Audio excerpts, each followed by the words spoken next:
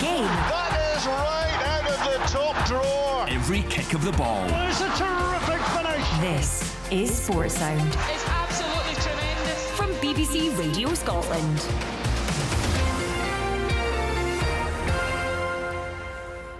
And thank you for joining us on Open All Mics. The team's just coming out around the country here. Michael Stewart, Tom English alongside me in the studio. We can see the pictures coming in from all the games today. Some big matches in the top flight this afternoon. There's the option of commentary, of course, from Celtic Park. Let's cross to Willie Miller.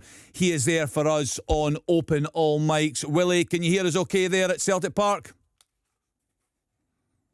No, a bit of a problem there at Celtic Park. Willie's there for us. I can see the fans. The excitement. Yeah, well, he sounded quite hopeful actually earlier on, didn't he? Well, why wouldn't he? I mean, you know, the Dons are flying. Okay, this is the ultimate test for them at away Celtic champions. Terrible record at Celtic Park, but this is, you know, possibly a new era for Aberdeen. But they're certainly going into a cauldron today by the looks of Celtic Park, that's for sure. Yeah, I saw some great pictures there. Cameron Carter-Vickers, he's not available today. He's not far away. We heard from Brendan Rodgers pre-match this afternoon. He was in the stand there. Lots of supporters getting selfies with the big Celtic defender. What a really key player he has been for Celtic over the past few years. Seen pictures there of Jim Goodwin walking out at Tannadice. He spoke yesterday about the crowd there. I said about 10,000. He thought yesterday over 10,000. I think Kerridine was suggesting today over 12,000 at that game. It's a sellout, of course, through Tynecastle this afternoon. There is our sound back. Willie Miller, are you with us? I am, Kenny, yeah. I'm excited as well about the prospects of the game this afternoon, that's for sure. Yeah, it was like it's a packed house here. They've just had the opening ceremony with all the Celtic staff being shown and singing the usual song here at Celtic Park. But, you know, for me, I think hopefully Aberdeen can make a challenge of it, make a game of it. The form this season has been very, very good. We know that. It's, you know, going shoulder to shoulder with Celtic this early in the season, absolutely. But this is a huge test. There's no doubt Aberdeen have got to be at their best. Willie, we were at Hampden, of course, on Tuesday evening. Nicky Devlin made his debut. I don't know if you saw, there's a great social media video that his wife had taken of his wee boy waking up in the morning, ready, going to the game, watching his dad. It was a terrific story. Got on in the game and made that vital block late on. But that's going to be a huge benefit to Nicky Devlin and to Aberdeen for him to be building that sort of experience. I don't really think there's any doubt about that. You know, you get the opportunity at a late stage in your career, you know, to get an international cap. He comes on, he plays a major part with that block late in the game, so vital. But he's been outstanding for Aberdeen. I wasn't surprised when he got the nod, the amount of injuries that Steve Clarke has had, and the gap down that right-hand side in particular. So he thoroughly deserves it. I'm not much of a social media man, Kenny, I must say. Look at you. But I'll take your word that it was a not much of a social man, Willie. Never mind social media. Don't give us that. I'm only kidding. Don't give us You're that. brilliant Preston. company. Come on, I was going to say that I've been feeling for you over the last 2 weeks, but now you know how it feels. Oh, I know exactly, completely. You know, we're underway at Tynecastle, Ken, here, and it's a sold-out Tynecastle, as we said. St Mirren fans, every ticket's gone. Good on them as well. Are they back in the manager, Alan? Who? Me? No, the fans. They have been. We've got announced Michael as a manager, and he came out to a warm round of applause. Good. Tell him you were asking for him. What are you looking to see today, Alan? What in terms of style of play, setup, what are you looking for? It's early on. He's only been in a couple of days, so I would imagine that Liam Fox will be taking quite a lot of it. But as I said, from what I heard, there'll be 4-2-2-2 when they're in possession and 4-4-2 when they're out. So it's a big ask for the likes of Spittle and Danda to get back into shape when St Mirren have the ball. So we'll see how it goes. It's going to take a bit of time. And then obviously transfer windows are coming up. And if people think that this analytics stuff's going to happen overnight, it's not, Kenny. This is going to take 3, 4, 5 windows. It's also January's coming up. Everyone expects a big turnaround. That's not going to happen. Good players don't become available in January. 3, 4, 5 windows. I mean, look, this is just to get to the nub of all this, and I think we're not all a million miles away from each other here. It's not to say that you write the manager off, and that is not what I'm doing. What I'm doing is I'm posing questions of those that are making the decisions, because I don't trust their view on things. Why do you think they didn't look at managers in Scotland? I don't know. You think they should have? Well, yeah, I do. But look, they've not. But the point I was going to say was that if you're looking at track record, that is the best way of assessing the future. And Neil Critchley's track record is patchy. The board's appointment of managers is patchy. When you make an appointment as a manager, you're always running an element of risk. And I feel at the moment Hearts needed stability, and I'm not 100% sure. And I think it's quite self-evident by even those that are trying to say let's move forward now, that this is not the most risk-averse appointment, and it's a little bit, what's the best word to describe it? Underwhelming. So I just don't think when you take all that into consideration that it was a wise choice. And I think it's a gamble, Kenny. I think it's a gamble by the people making the decisions, because if this doesn't work, heads will have to roll. It's as simple as that, because they've made so many. Will they? Well, they're going to have to, because it's a fan-owned club. Yeah, well, it's a good point Alan makes, but I mean, you're never going to hear Tom criticising the Hearts board, because it's not something that he's comfortable doing. I think I have, Michael. I think I've been fair to them. I haven't been hysterical.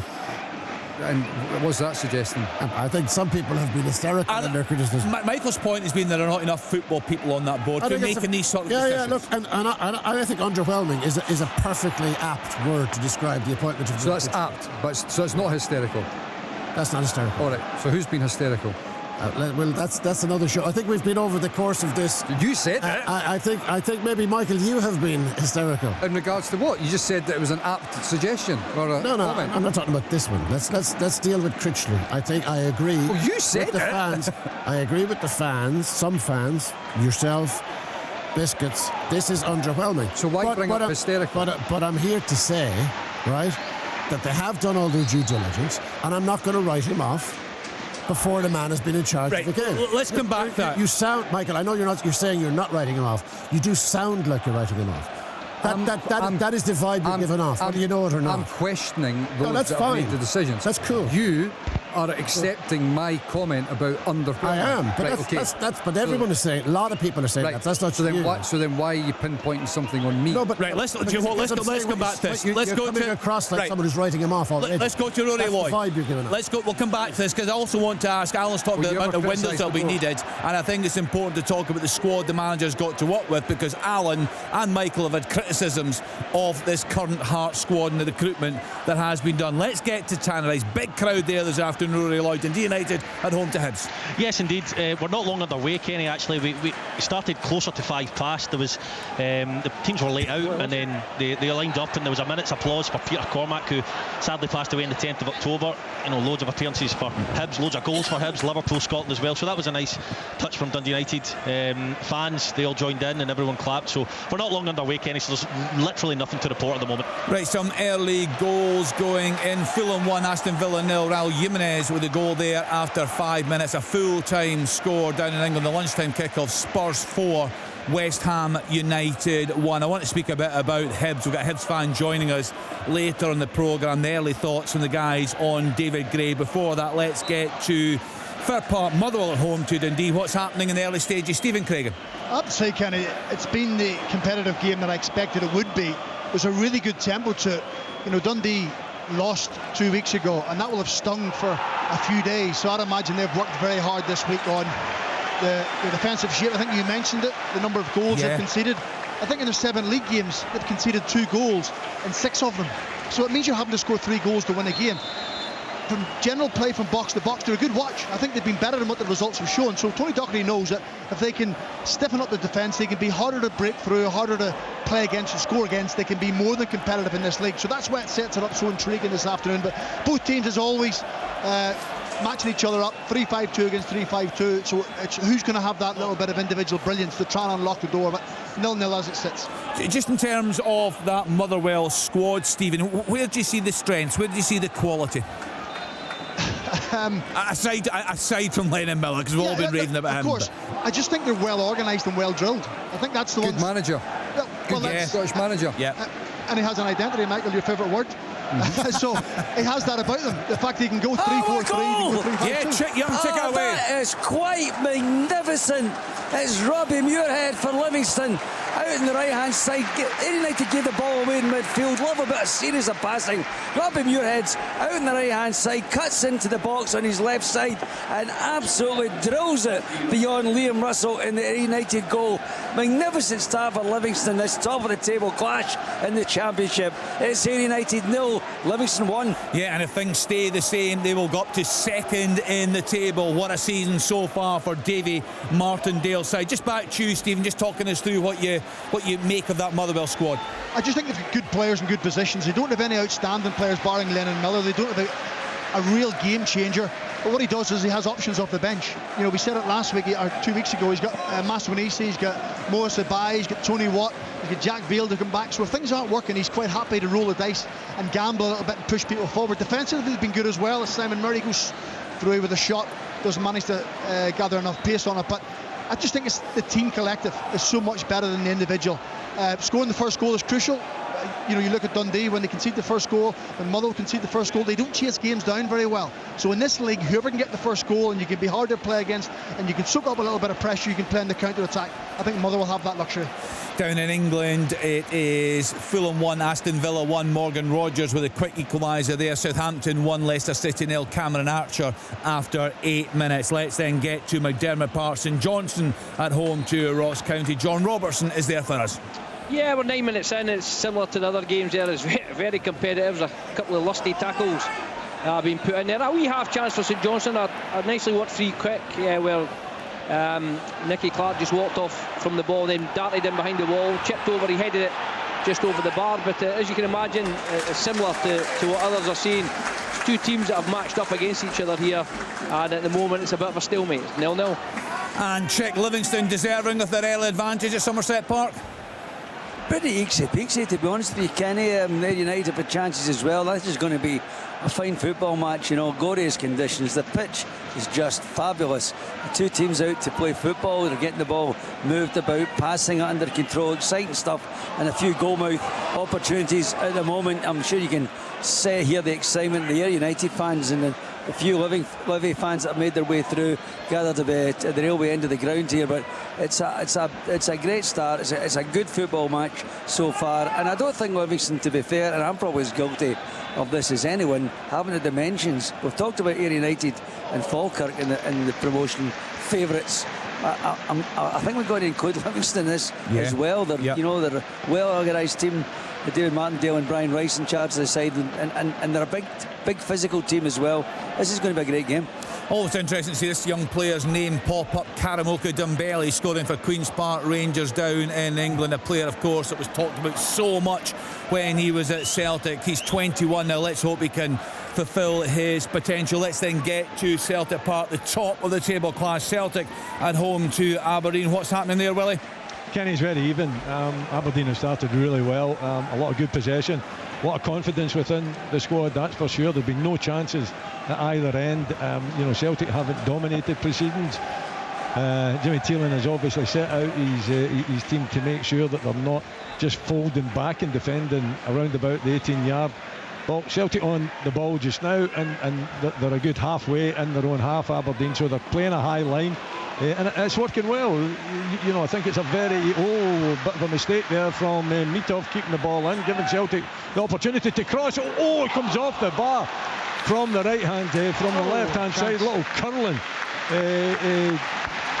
drive towards that far corner. That would have been embarrassing for Mitov because he came out, he tried to keep the ball in, he gave up possession, and I think it was Engels that actually crossed the ball into to come off the far corner crossbar. So a big opportunity, first opportunity of the game for Celtic, but it was a mistake with the Aberdeen goalkeeper. Yeah, just watching that coming in now, and I was speaking earlier on, Michael, seeing the pictures off in the stand. Cameron Carter-Vickers, Brendan Rodgers said he's not too far away. Of course, Celtic got another European fixture midweek. He's such a key player for them. He's a heart of that defence, a leader. Yeah, absolutely. And you saw the difference that obviously last season when Carter Vickers came back into the Celtic team, he just calmed things down. He brought confidence to the team around him as well. Now, Celtic are a different beast this campaign. They're in fine form.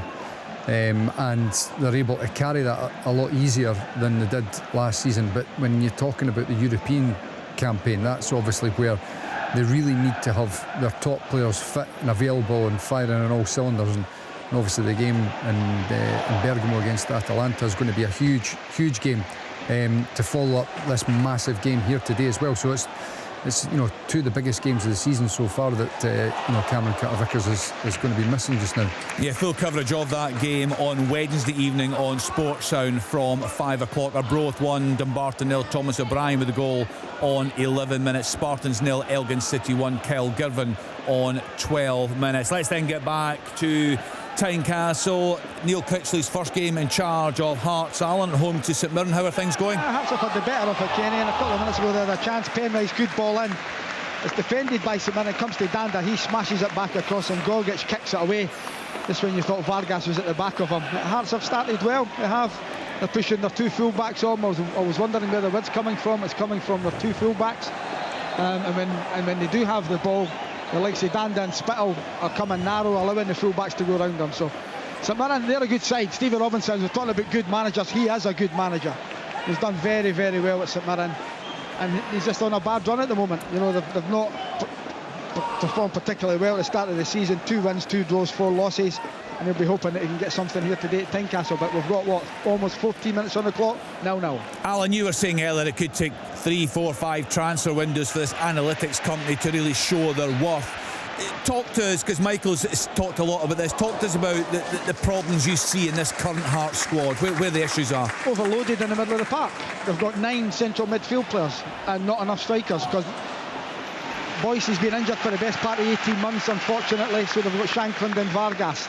It was crying out for another striker, 1 if not even 2, and they didn't do it, didn't address it. They brought in another 2 central midfield players. I just didn't get it. I think the right back's a problem as well. I think Taylor's decent going forward. I think he struggles defensively. Ayagoki, the other right back they've got in, not for me at the moment. It might come good, young boy, you just never know. So I think that's an area as well that they could have worked on. There's a chance. Goal! Brilliant 1-2 between Shankland and Vargas knocks it home. What a wonderful play, got to be said. Really, really good stuff from Hearts. Lovely little flick by Shankland round the corner, the right side of the right foot. And there's Vargas into the back of the net. Hearts 1, St Mirren 0. Lovely move, Michael, wasn't it? Absolutely. When you think about Vargas, the biggest criticism is his end product, but on this occasion he's absolutely nailed it perfectly. Little step over and flick round the corner to Shankland and the 1-2 on the edge of the box. You get link up like that, it's nigh on impossible to defend against because it's so quick. Players instinctively are going to track the ball, and with the movement and the pace, the interchange, it's a great goal. Yes, Robert. It's 1-0 St Johnstone, but the Ross County players are absolutely furious. This might be chalked off for a foul. Kipioka's put it in.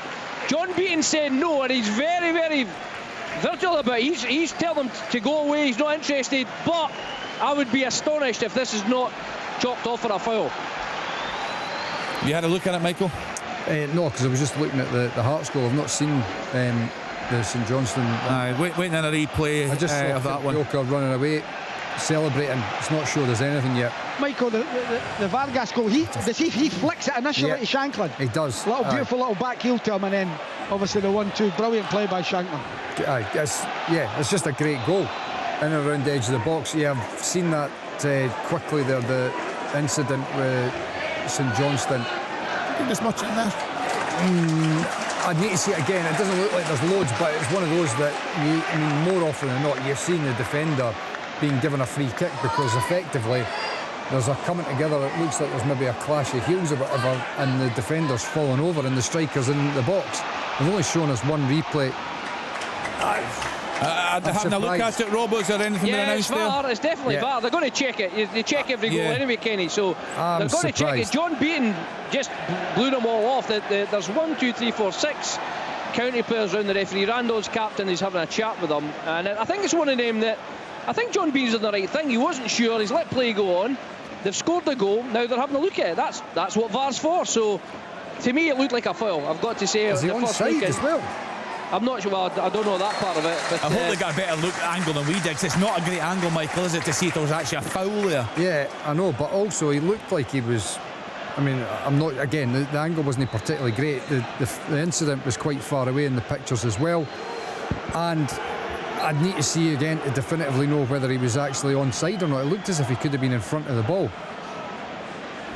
Right, just a couple of goals going in. Carlo Pignatello has equalised for Dumbarton away at Arbroath. That one is 1 apiece, and there was another goal in Scotland. Stirling Albion 1, Clyde 0. Josh Kerr on 40 minutes. St Johnstone. Oh. Well, obviously not offside, that's a definitive, but I'd like to see the incident again. And that's probably just in line. He's making a run, he's probably in line with the last defender when it's played. But the incident, the angle they've shown us, Robbo, is it's too far away. We've not seen a close-up of it. Yeah, see, it was a nice, it was a good build-up with St Johnstone, a nice little give and go. But the striker looked like he was behind the defender and looked like he clipped him, and then gone through and cut it back. Kim Pioka stuck it away really well, but it looked for all intents and purposes as a free kick. Now I know the bar's set high and they don't want to overrule the referees anymore, but it certainly looked like a free kick from here. That's one of those ones that you'd expect 9 times out of 10 that the referee's blowing his whistle and giving the defender a free kick, because the two players are, as you've just quite rightly said, they're in touching distance of the ball. The defender is in front of the attacker, and all of a sudden the defender falls down. I'm surprised that it wasn't given as a free kick. But that's the one again, Michael, that we talk about VAR and over it. But surely, just get the referee to go and have another look. I mean, he doesn't have to. He can stick with his decision. Yeah. What you're saying is, we're not saying he's wrong. What you're saying is, look, there's a coming together, John. Why don't you have an RV look? And if unless there's enough for you to overrule, stick with your decision. Yeah.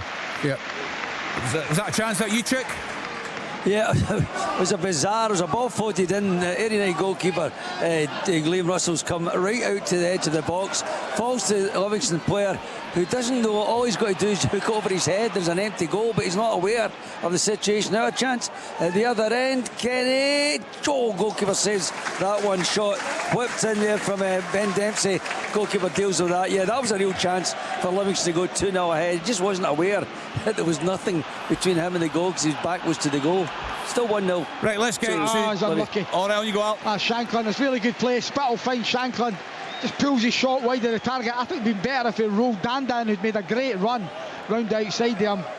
But the striker likes to hit it wide of the target. Still 1-0, 21 minutes. He should have rolled him in. Yeah, he should have, definitely. He's got the 2v1 in that wider area. And the thing is, he could have slipped it to Danda and darted into the middle of the goals himself, and perhaps even got it back from Danda. It was poor from St Mirren. Easy turnover, and then Hearts have got plenty of bodies getting forward there. We just seen the replay again in Hearts goal. It's an absolutely brilliant goal. Yeah. Shanklin looking more threatening, Alan. He is. He certainly is. A bit more spring in his step. Yeah, it looks as if he's working. You can't fault his work rate. He's always worked hard. But today, there's something about him. He really looks up for this game. As does Vargas. Vargas gives Hearts something over the top that Shanklin won't. Shanklin will be the one that will come to feet. Vargas is the one that will stretch. He's playing on Gogic, who's not the quickest, so he's coming short and spinning over the top. And once or twice, Gogic has got away with it. Something to put a smile on the faces of Inverness. Cali Thistle fans have gone 1-0 up at home to Annan Athletic. Danny Devine with the goal on 21 minutes. Let's get to Tannerise. Big crowd there today. Dundee United against Hibs. What's the latest, Rory? Yeah, there's a big crowd. It's still a bit flat at the moment because the quality has been pretty poor in the moments that matter. I was surprised by the start of the game, I have to say. I expected Dundee United to come right out at Hibs, but they were more than happy to give Hibs the ball. They set up in a 5-4-1 formation off the ball.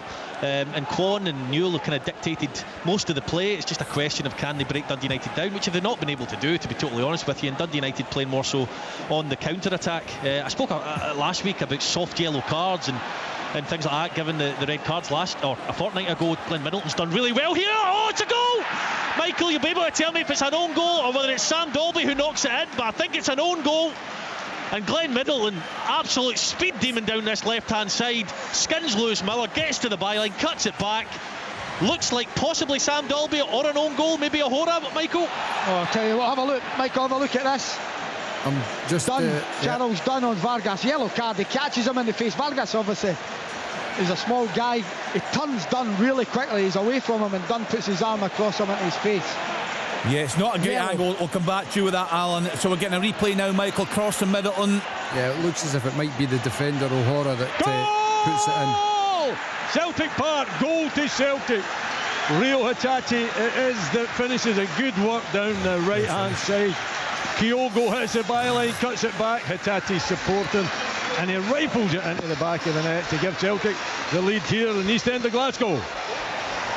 Yeah, a really nice finish there from Rio Hitachi. Good check play from Kyogo. Offside at Tannadice. Right, check for an offside at Tannadice. That was just a yellow card. Can I just say, Kenny, as well, the two centre-backs for Hibs, right? That's Dundee United's first attack. Their first attack. Hibs were in control of the game. They were passing the ball around well. They weren't particularly threatening, but they were controlling it. And then Ekpetita, under no pressure whatsoever, after about 12-13 minutes, passes the ball out the pitch. And he's been a nervous wreck ever since.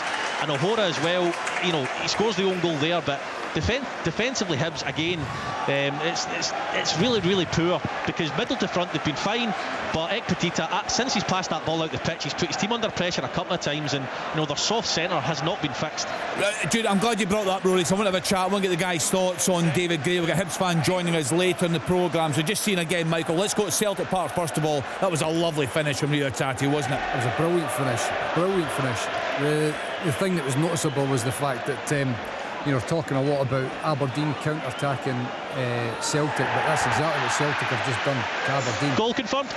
Big gaps in the Aberdeen backline. You had the two centre defenders, and then there was a number of Celtic players that were counting on them with no opposition. And it's a great finish from Hatate to slam it at the back of the net.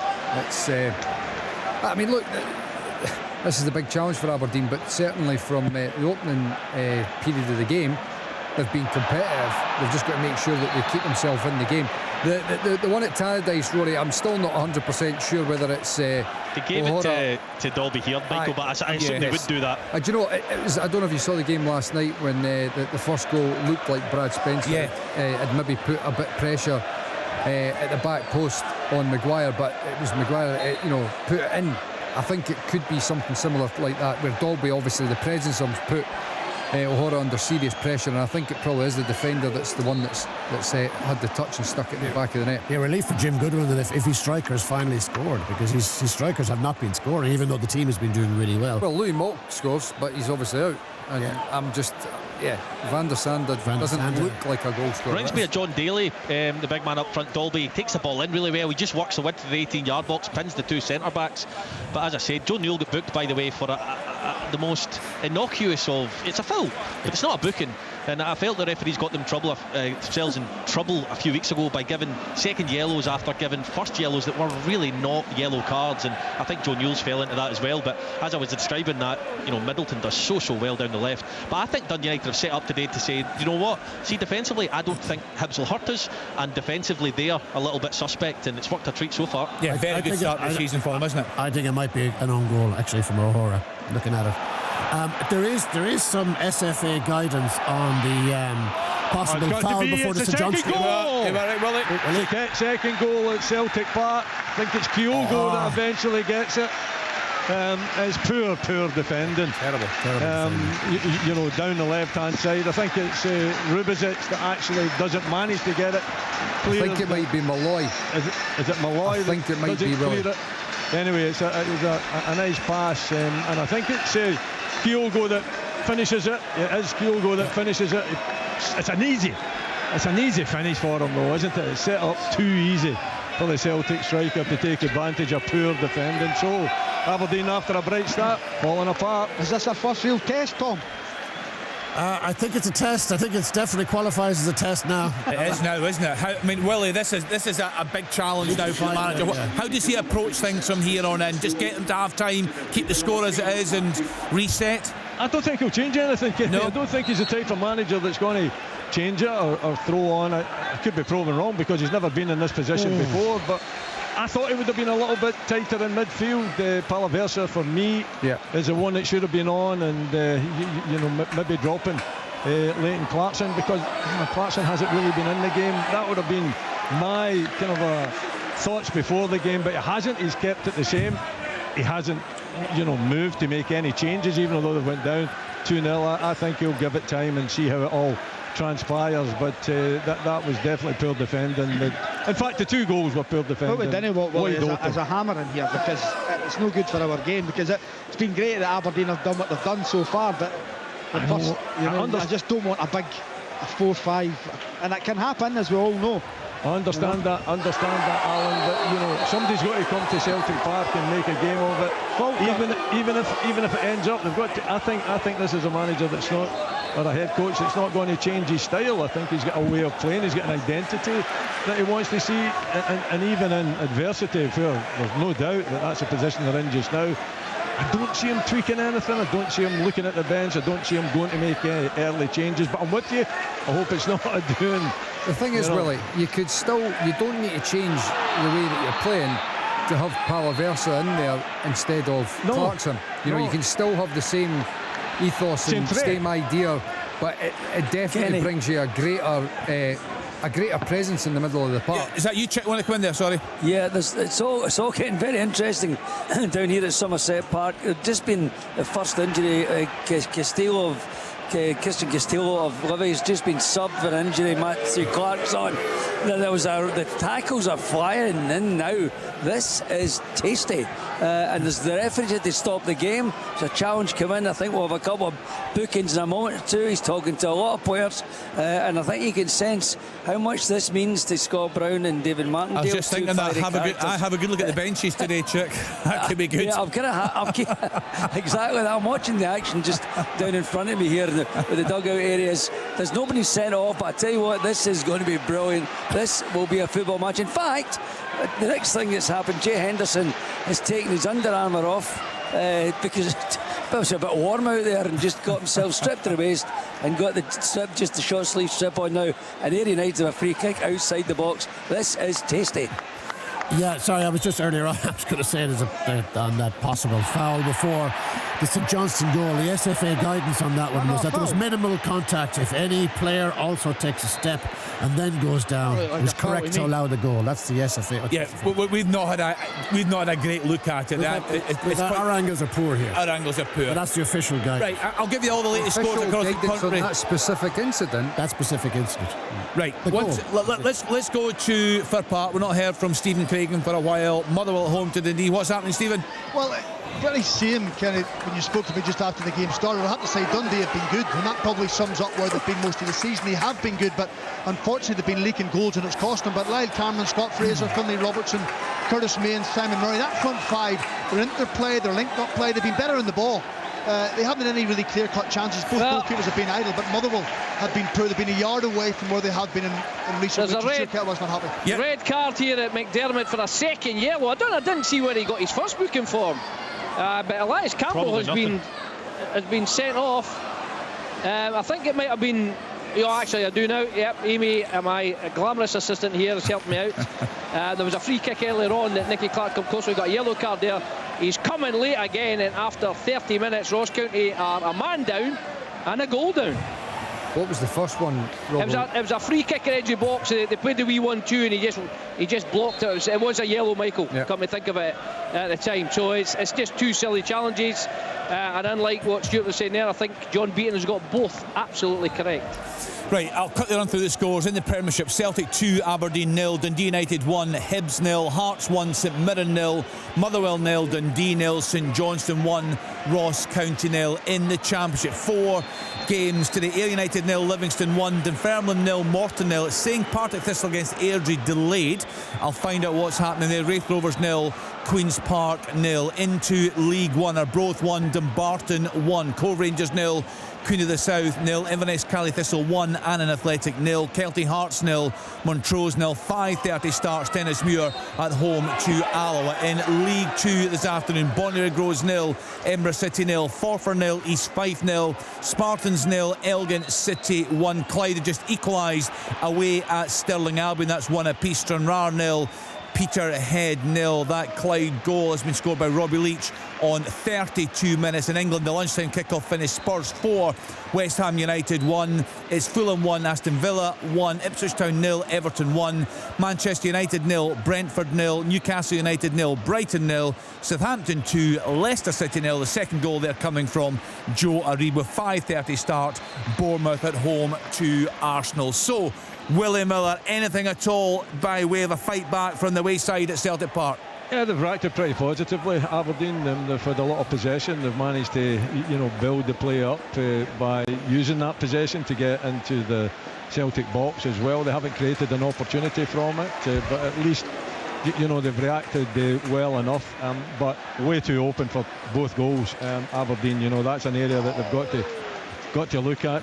Poor concentration as well, just too many gaps between the back four all over the place. Malloy's come from a left side there to the right centre back to make that block and eventually set up Kyogo. And I wonder where Rubizic was, because that's where he should be as Celtic continue to take the game to Aberdeen. So it's a testing time for them just now. 2-0 down. Can they fight their way back? Time will tell. But that kind of a attitude that Jimmy Thielen has brought, trying to take the game to the opposition, has certainly been dealt a blow. Rubizic really was way up on the right hand side.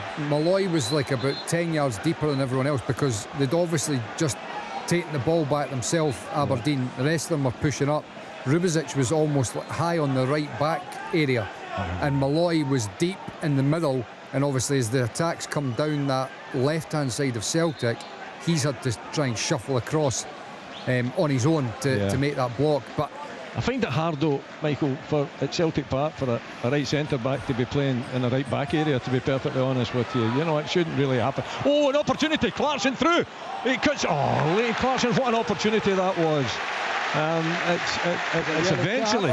It's eventually stopped by, is it Hatate? It's a poor effort. That is back very there. poor. But very poor. Had to score, didn't he? It looks as if he's actually trying to pass it. I know. A little bit more kind of a force behind it, a little bit of air, and it's got to be a goal. I mean, that's a big opportunity for Aberdeen to get back. I think he's trying to pull that back towards Keskinen. And I tell you what, though, he's caught between trying to find the goal and cut it to Keskinen. That is a huge chance. He's got to score. Yeah, just before I get more on that, just one second, Tom, I was saying there's a delay, Partick Thistle against Airdrie. Yeah, about half an hour ago, Partick Thistle tweeted that due to an injury to one of the match officials, the kickoff has been delayed by approximately 10 to 15 minutes. And they've just not long afterwards, they tweeted a replacement official has been located, and today's match will now kick off at 3:30. So are they up and running? Are they up and running there? That, Tom? Yep.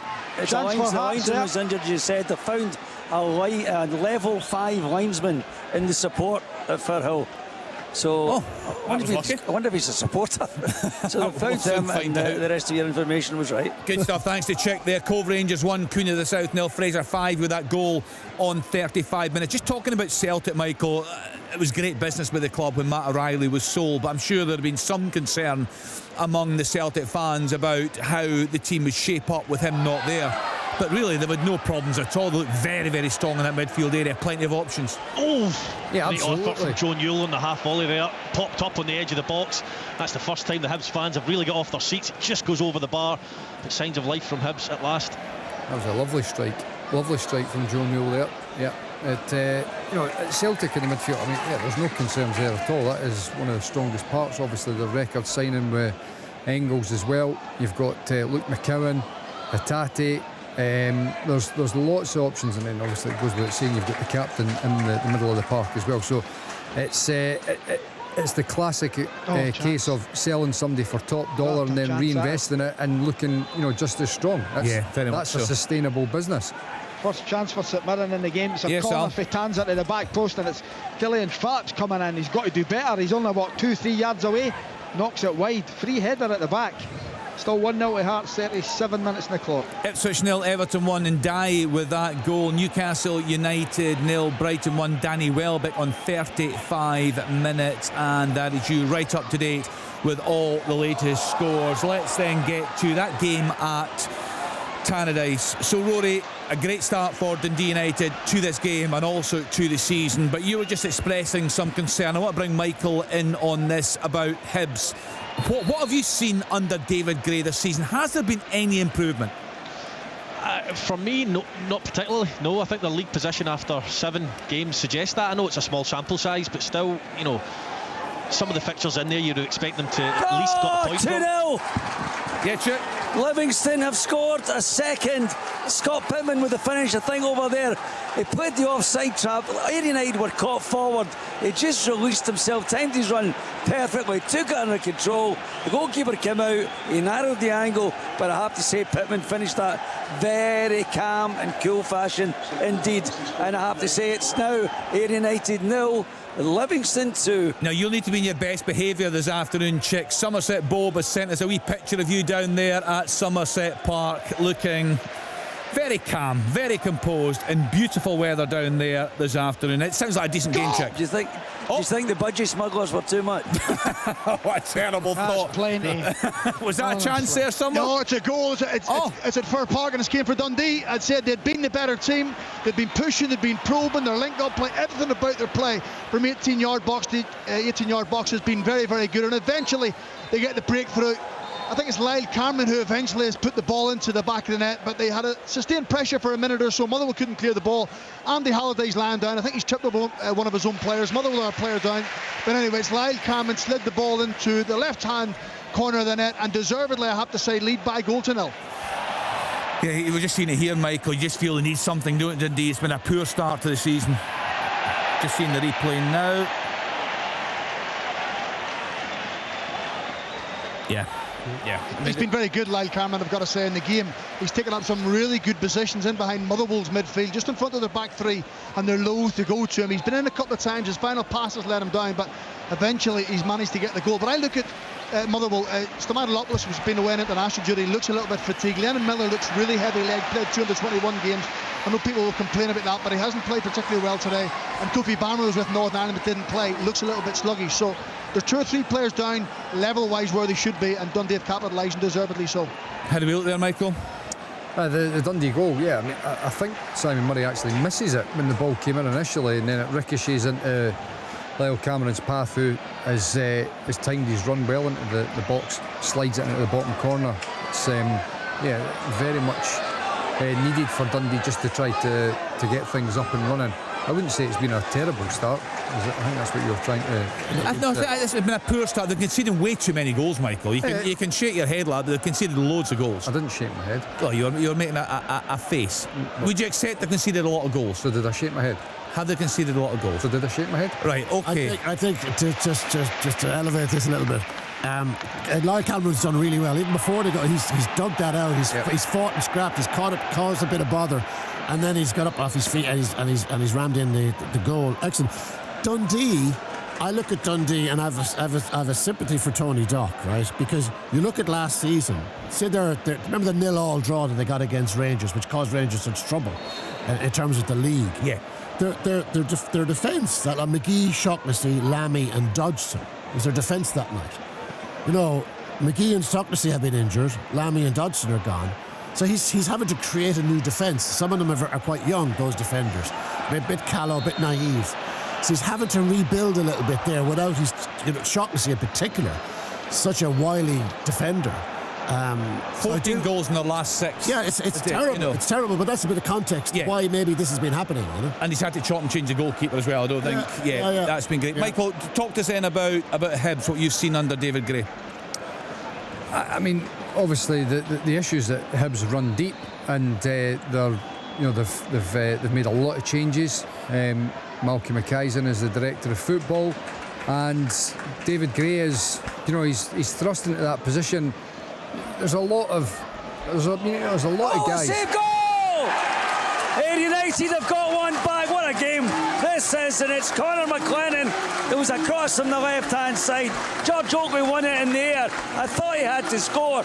The goalkeeper had made a magnificent save, Jerome Pryor, but it only came as far as McLennan, and he just simply knocked it into the net.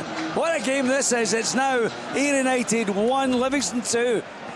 Yeah, we're going to have a Hibs fan joining us later on. What's realistic, do you think, Michael, for them to expect this season under the new manager? Well, I mean, what's realistic? Hibs should be getting top 6. You Yep. look at the squad as well. There's no reason why they shouldn't. But ultimately, Rory's touched on it there today, and it's the recurring theme. Saw it after the first game of the season at St Mirren.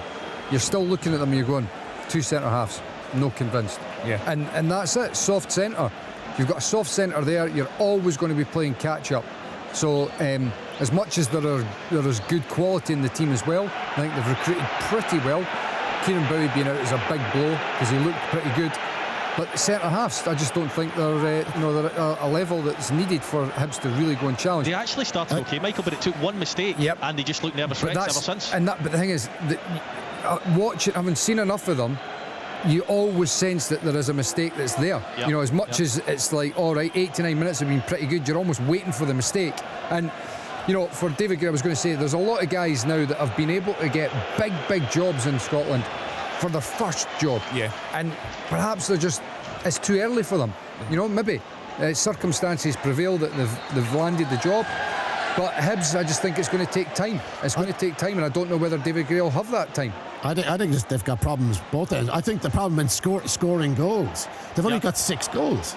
They're the lowest scorers in the entire league. I think Dundee United have noticed that as well, Tom, because like I said, they're very happy to give Hibs the ball in the midfield, because I think they feel like, I don't know if they've got enough to break us down. Yep. Yeah, they look completely kind of Kukarevic look ideas. Oh, what a miss. Yes. Oh, it should have been 2-0 St Johnstone. They're really dominating this game there. It's a brilliant run from Lewis Nielsen, the centre half. He's charged down the left wing, he's got the box, he's pulled it back. Michael, surely Kempioka's got to score. He's blazed it over from 6 yards. I think he's fallen back as he's hitting it. And no excuse, Michael. No, You're no, a midfield player. You're a midfield player. I'm giving no excuses there. That's a goal. Do you know what? He's not even fallen back. I don't know how he manages to get that up and over the bar. It's a bad miss. Kenny, Motherwell's first real chance of the game. It's a long diagonal ball, I think, from Kofi Balmer. Stamatopoulos does really well to chest it down because there's so much height in the ball. Just puts it over Astley. Should probably just take a little bit off the ball, puts it over the crossbar, but that's the first real opening for Motherwell, and all it's come from is a simple long ball up the pitch. Because when you look at Dundee, and I analysed their goals that they've conceded over the past 6 or 7 games, the number of times they give up cross balls into their box causes them problems, or long hopeful balls up the pitch has caused them problems. So today their back five is staying intact as long as they possibly can. They're not allowing teams to go through them, and they're not allowing teams to cross the ball. So Motherwell are just trying to go long and hopeful, and you would think with the 3 central defenders they have there, they should be able to cope with it. That's the first kind of chink in their armour so far, but still 1-0 to Dundee. Just to go back to Hibs, and we've spoken about the lack of 2-0 goals. Kempioka this time, he has scored. It's great play down the right hand side with Nicky. He's whipped it in, and Kempioka's rattled it in off the bar, off the goalkeeper. It's St Johnstone 2, subject to VAR intervention. Ross County 0. Rory Loy. O'Hora has equalised for Hibs. It's a ball to the back post. It's really deep. I didn't notice who got the header back across goal, but there's O'Hora arriving right on cue to head it into the back of the net. And to be honest, I couldn't see who got the initial header. I think it was maybe Lewis Miller. I couldn't see them scoring either, but it's a great time to get a goal. And it's 1 each here at Tannadice. Yeah, just seeing a replay now. Yeah, just a free kick. It looks as if, who is that? Free header. Cadden or Miller? Yeah, I think you could be right. I think it's Lewis Miller. I think you could be right.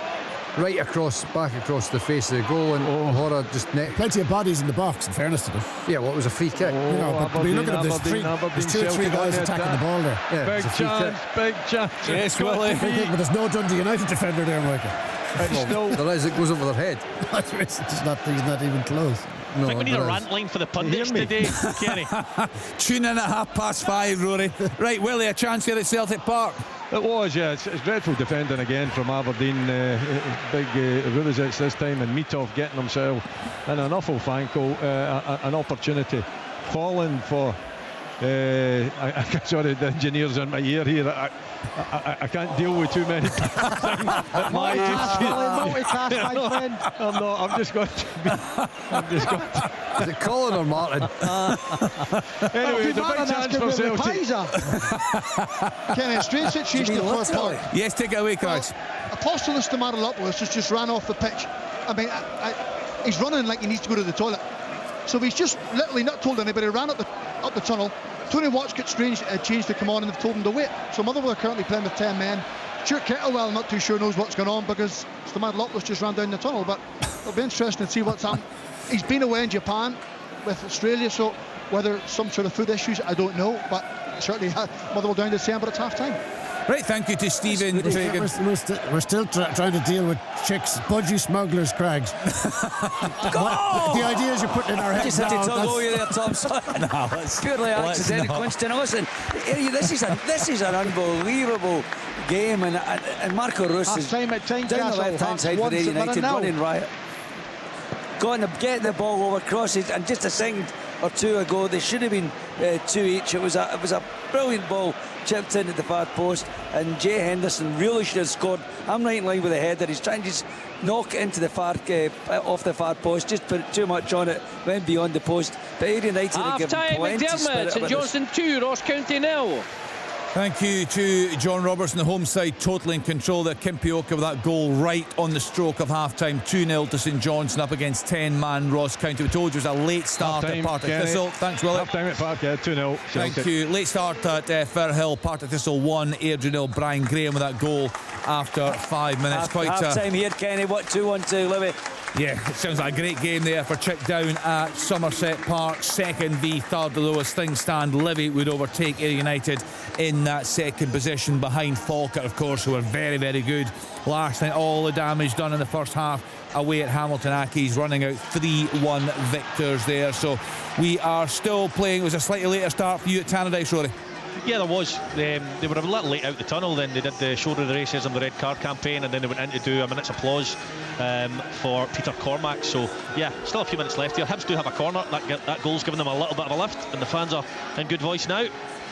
Yeah, we'll have a Hibs fan joining us later on the programme. Also a Hearts fan, his early thoughts on life under Neil Critchley's off to a good start there today. It was a very early goal and a really nice goal. Vargas with that finish on 15 minutes. Just looking across the rest of the Premiership game, still just waiting in that game to reach half-time at Tannadice. Half-time at Celtic Park, 2-0 to the home side. First goal coming from Rio Tatu in 24 minutes. Kyogo with the second on 27 minutes. Clarkson had a terrific chance to get Aberdeen right back in it, but a really weak finish from him. Dundee United 1, Hibs 1, just approaching half-time. Hearts 1, St Mirren 0, as I said. Vargas with that goal. Motherwell 0, Dundee 1, Lyle Cameron on 38 minutes, and St Johnstone cruising at home to Ross County. A double from Kimpioka, 16 and 45. Elijah Campbell sent off for the wayside on 31 minutes. A reminder of that rant line that Rory referred to there, 08 085 92 95 00. Just send us a message, give us your name, give us the club you support and your message, or a question for Michael, for Tom, for any of the other pundits. We'll get that played out later in the programme alongside the fans who will call in to us. And the music this evening is chosen by Scotland striker Lyndon Dykes. Now, one of the songs we can't play out, so I've been given the opportunity to choose the final song that plays us out this evening. I can tell you it's an What was wrong? What was censorship?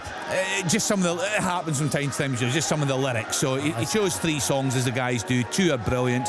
We'll hear 2 from Lyndon Dykes. Not as good as the song I've chosen to play us out with on Sports Sound just before 7 o'clock this evening. So we are just drawing to a close there at big attendance there, Rory. I was saying at Tannadice. Hibs fans, they'll be delighted to go and shoot at the break 1 apiece.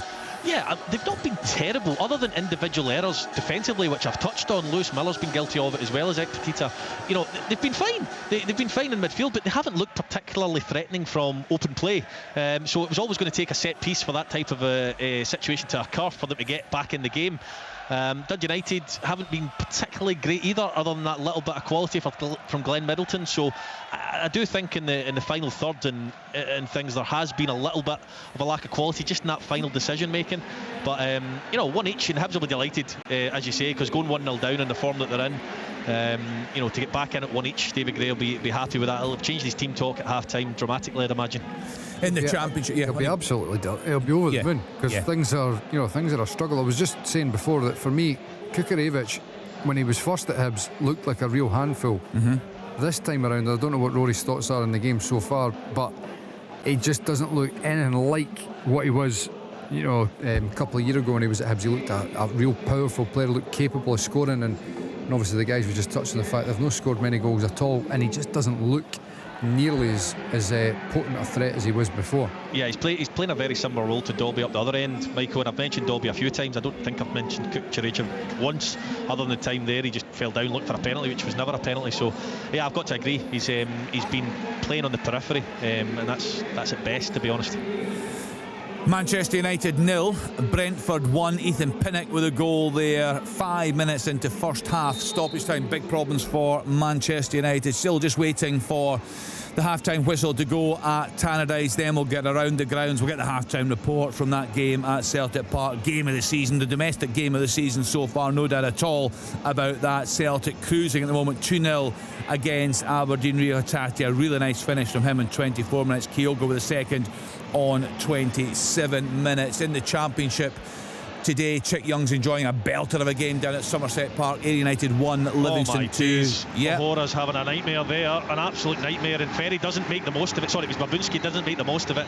That is half-time 1 each, but Hora touch was awful, and then he gives the ball straight to the Dundee United player. Nothing comes of it, but that is half-time, Kenny, 1 each. Yeah, if anything sums up Hibs defending over the past couple of years, that would certainly be it. But as Rory said, they were not punished. So half-time reports to come on Sports, and stay with us. We're with you right through until 7 o'clock. Football from Sports Sound. Brilliant drop of the shoulder. From BBC Radio Scotland. There's no substitute. The 1,000-mile challenge for BBC Children in Need. BBC Radio Scotland is literally going to great lengths to raise money for BBC Children in Need this year. Our swim team is going to attempt to swim 24 miles in 5 days. That's more than the length of Loch Ness. We'll be joining with other BBC teams from across the UK as together we try to clock up 1,000 miles. We'll bring you a splash-by-splash account of how it's going with regular updates on mornings. Together, swimming 1,000 miles for BBC Children in Need. BBC Radio Scotland. You're listening to Sports on BBC Radio Scotland. We're with you right through until 7 o'clock this evening. Our game of the day takes place in the East End of Glasgow. There's been so much drama right across the card this afternoon. No shortage at all. Celtic against Aberdeen. Let's hear the half-time report from Alistair Lamont. Yeah, Celtic 2, Aberdeen 0, and the champions showing exactly why they are champions, and at the moment looking good to move 3 points clear of today's opponents. In truth, they've been better from almost the off. Aberdeen started positively without a doubt, certainly didn't come here to just sit in and defend, but they could have been behind in 12 minutes after Dimitar Mitov was caught off his line. A attempt from Engels from the left-hand side, trying to curl it over the goalkeeper, who was backpedaling to try and get his line, but it came off the top of the crossbar, fortunately for him, and behind. But that was just a warning shot for as they lost the ball deep in Celtic territory. Nicholas Kuhn making an interception. He played it to Engels. Engels fired the ball down the right-hand side for Kyogo, who just paused and then rolled it into the path of Rio Hatate from about 15 yards. He banged it beyond Dimitar Mitov to give Celtic the advantage.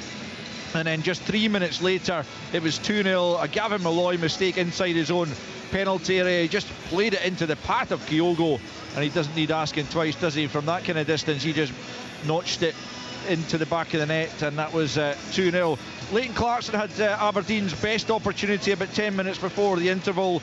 Some good play going forward from Aberdeen, and a little bit of good fortune to get into Clarkson's path.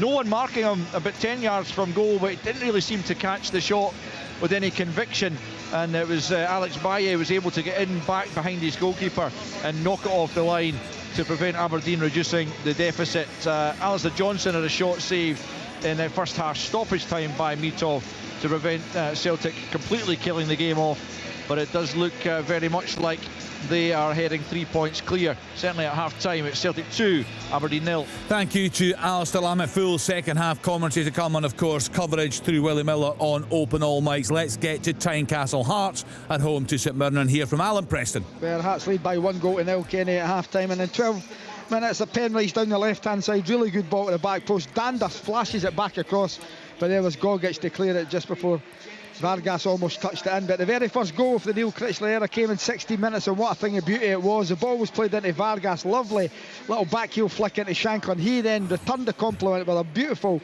little pass with the outside of his right foot back into Vargas's path, and he stroked the ball home with his left foot to give Hearts the lead in 16 minutes.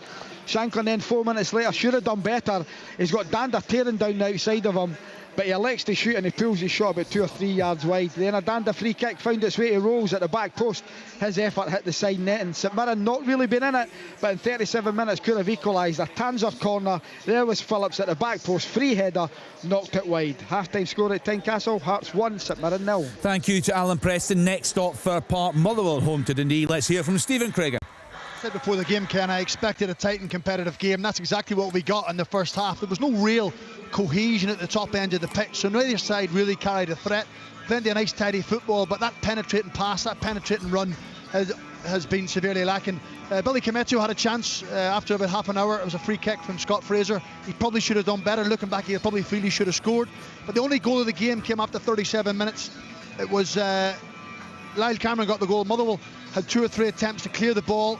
Dundee kept it alive, and Cameron slotted home from about 10 yards. I have to say, at that stage, it was deserved, and it has been in the first half. Motherwell have been a yard away from where they want to be. They haven't really created anything of note, but you have to give Dundee lots of credit. I have to say they've been really good.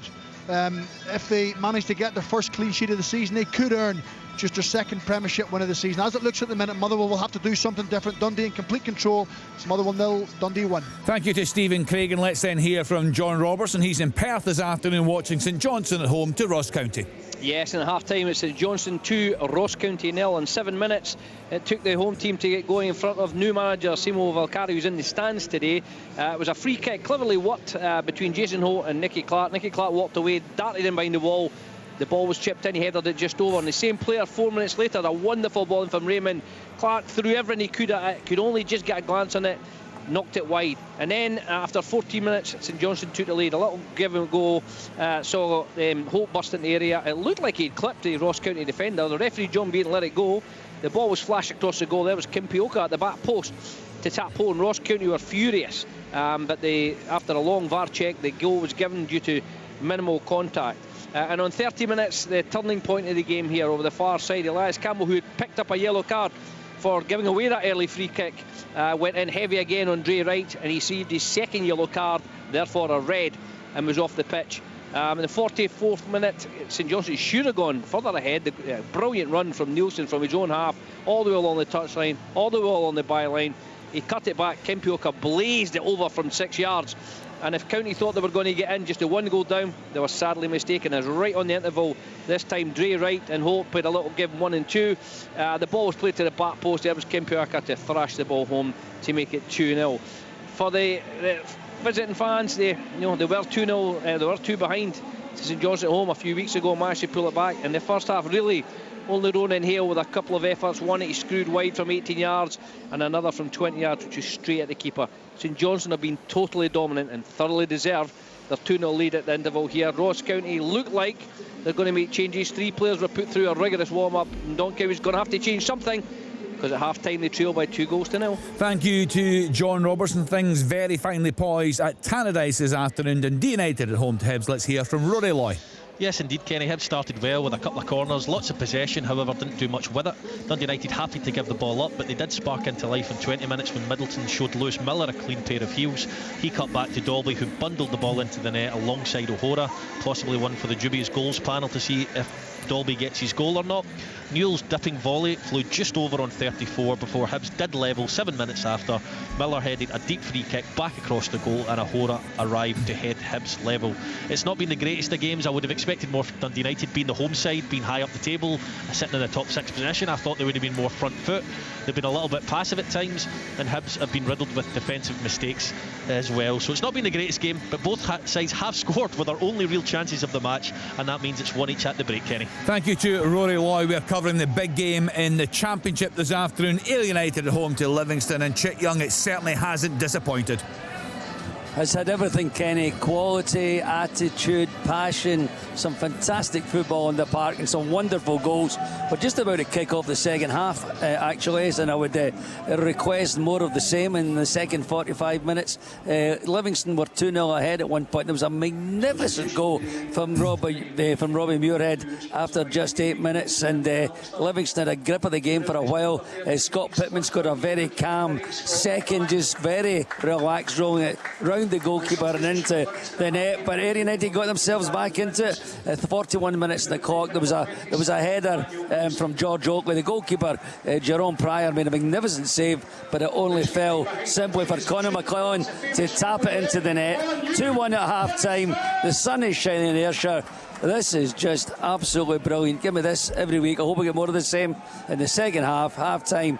It is, though. United 1, Livingston 2. Yeah, we love Scottish football. I can see the teams coming back out at Celtic Park. So once again, a choice of listening on sports, and to listen to that top of the table clash between Celtic and Aberdeen. That's on digital, 810 medium wave, and BBC Radio Scotland Extra on BBC Sounds. For open all mics, head to BBC Radio Scotland on 92 to 95 FM and BBC Radio Scotland on BBC Sounds. And this afternoon you can watch open all mics live right now. That's online at bbc.co.uk/Sports Scotland. Football from Sports Sound. Brilliant drop of the shoulder. What a goal! From BBC Radio Scotland. There's no substitute. Welcome back to Open All Mics on BBC Radio Scotland. Real drama across the country in the first halves there. Aberdeen with it all to do. Willie Miller at Celtic Park, and Jimmy Tulleen is already ringing the changes. He is, yeah. And, you know, I don't think it will change the shape particularly too much. I would imagine that Jamie McGrath would go into where Leighton Clarkson was playing. Leighton Clarkson comes off, along with Kevin Nisbet comes off as well, and it's Duke and Sockler that comes on. So Sockler will go up top, and Duke will go wide on the left hand side, Keskinen on the right hand side, with Jamie McGrath playing the number 10 position. So yeah, unhappy with obviously the forward play, and I would suggest totally unhappy with the defensive play in the first half. So Jimmy Tulleen makes the changes very quickly. How difficult, Michael, is it for Jimmy Tulleen to balance things up in the second half? He doesn't want to be in the end of 4 or 5. He will also feel, we saw that chance earlier on, that they can get at the Celtic defence. Well, long as a second, mate, we'll just fade you up.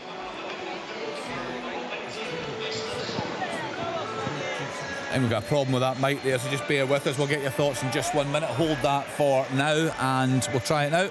Well, he's clearly thinking, you know, in terms of attacking and getting after Celtic, because he's made 2 attacking positive substitutions. I'm still slightly surprised that Palaversa's not come onto the park, because I don't think you're having to change the system. I don't think you're having to give away any attacking intent, but it gives you a greater presence in the middle of the park. And I think Palaversa's just every time I've seen him, I just think he's a top-class football player. Somebody that would be perfect at Celtic Park in terms of composure and presence to go and actually compete against Celtic. And as for Celtic, Willie, you know, very, very strong. We spoke earlier on about the option to have right across the park. Cameron Carter-Vickers, a big loss for them, but so far they've not really been tested. There was that big chance, but Aberdeen haven't really cut them open too often. Is that fair? Yeah, that's perfectly fair. You know, I've only got the Leighton Clarkson opportunity really. First 10 minutes I thought Aberdeen were good possession, you know, progressive with the possession as well. We're constantly getting in the Celtic half, but then Celtic took control of the game. You know, and when you score in 24 minutes and the defence all over the place, you know, and 3 minutes later you concede the second. There was warning signs before that, prior to that as well, when Ingles you know, had the opportunity from wide in the left hand side. So Aberdeen kind of disintegrated a little bit. They'll need to get their shape back. I think Duke coming on will give them a ball carrier to maybe get up the park a little bit more. I think that's what he's on for. He's on to use his pace, get the ball to him, and maybe get the team up. When you get that, then you can push up from the back. But after the first, I would say 12 minutes, then Celtic took control of this game. Arbroath 1, Dumbarton 2. A Dylan Smith own goal has Dumbarton ahead there. Let's get to Tynecastle with a big debate earlier on about Neil Critchley being appointed as the Hearts head coach. A very good start for him through there at Tynecastle. Alan Preston, does the team look, is it much different about the team? Oh, there you go! 2-0! Brilliant goal, I'll tell you. Go back and count the passes if you can, all the way back. There must be 10, 12, maybe even more than that passes. Eventually it goes to Ayagoki. He cuts in on his left-hand side and hits one in off the post. What a goal that is. He sets it outside the post and it bends in, giving the keeper absolutely no chance. What a goal that is. I didn't see the passes, Michael, but I certainly saw the finish. That was special. Quite incredible to see Oyegoki stepping on his left foot and bending into the far corner. That is ridiculous. No, there was a lot of passes. It started away, Michael. It starts at the right back area and then it goes right across the pitch. Lovely play for Shankland into, I think it was Dander. Give and go, Penrice on the overlap, then back out the other side to the right-hand side. Inside and then obviously, what a finish that is. Magnificent.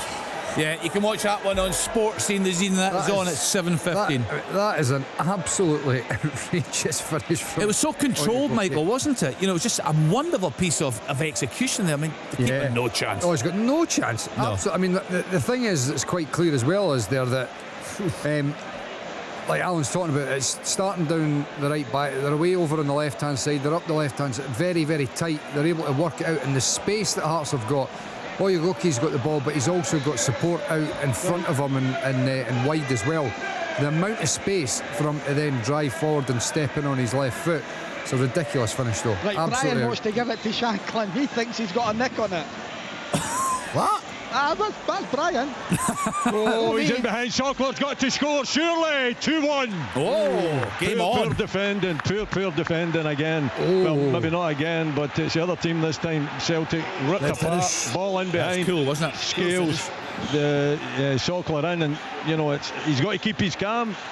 He's got to stay calm. He's got to keep his cool. He does that, and he slots it home to give Aberdeen a really great start to this second half. 2-1. Well, they couldn't have hoped for a better start, let's be honest. I mean, Celtic have got a really high line. It's a great, he's onside, no question about it. It's a great take. Is it McGrath that plays the ball? That slips it through? I can't see, we're on the wide angle there. I'm presuming it's McGrath. The ball gets dinked into it. It is.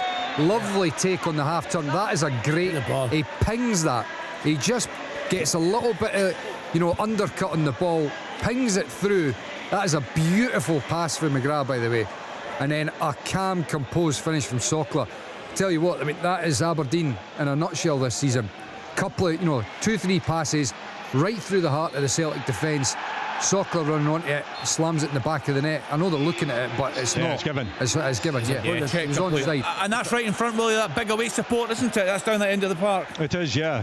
They'll be more than happy with that. It's a great start for the travelling fans in Aberdeen. The changes that Jimmy Teelan, he is a man that makes sensible changes, and Keston taking the game to Celtic, so that's given them a lift. They've been out of that first half for long periods of time.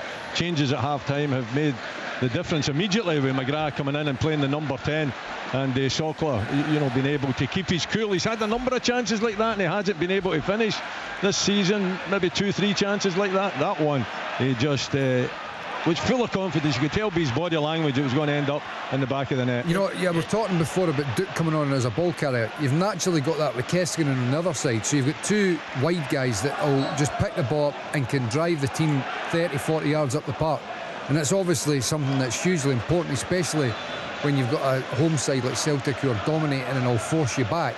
If you've got ball carriers, it makes such a difference, and somebody that's technically as good as McGrath in there as well.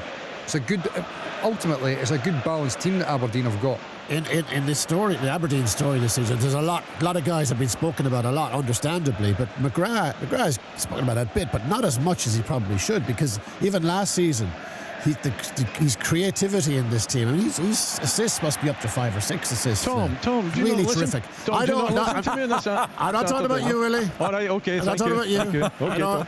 But his standard has been very, very high, even through the bad times. Who are you talking about? Come on, name names. The pundits he's talking about. He's wanting you to call out some of your colleagues, I think. I'm not talking about my colleagues. No. I'm talking about. Just what are you talking about? What are you talking about? Why does everything have to? What are you talking about? Did you not get sleep last night? Why does everything with you turn into a fight? This is him in a good mood. mood. A nightmare to live with. I'm just looking for a bit of clarity. Do you know what? Bit of clarity. There's a great ball. What's a goal? Dundee United are back in front, and it's Sam Dalby, and it's that man Middleton again with a wonderful cross with the left foot right to the back post, headed into the net. I'll let Michael pick a part of defending, but it's a really good cross from Middleton. Surely, is it gone? Wow. Right, Alan, you go. Incredible stuff. The ball goes back to Balcombe. He just knocks it off his foul, and it's going in. He eventually manages to run back and kick it away. Lucky keeper. Right, Michael, take it away with that Hibs defending once again. I'm presuming it's Jordan Abita that's at the back post that's just standing and watching it. I'm wondering whether Middleton's cross takes a deflection, because I can't understand how and why he's so static. I mean, I don't know if they're checking whether Middleton's offside, but a potential offside, Michael. Watching it coming in here. Caddens went to right back as well, Michael, because Boyles came on for Lewis Miller. That is brutal. I'm sorry. Oh my goodness. It's no deflection. It's just defensively they're standing watching as Dolby runs in between the two defenders. That's terrible defending. They're still checking that one. Well, they announced it over the tannoy, and the referee is dealing with Cadden, who's down injured, so he's just trotting back onto the pitch now. So he's doing the old hand to the ear, so they are checking it. So we'll wait and see. It didn't look offside to me, but we'll wait and see. Check that goal again. Brian is saying he's hearing that it is Shankland's. Oh, right, okay. Well, we'll see if we can get a replay of that. The guys in here were trying to ridicule him, but I'm on side. I think there could have been a nick. There's more faces in the town clock.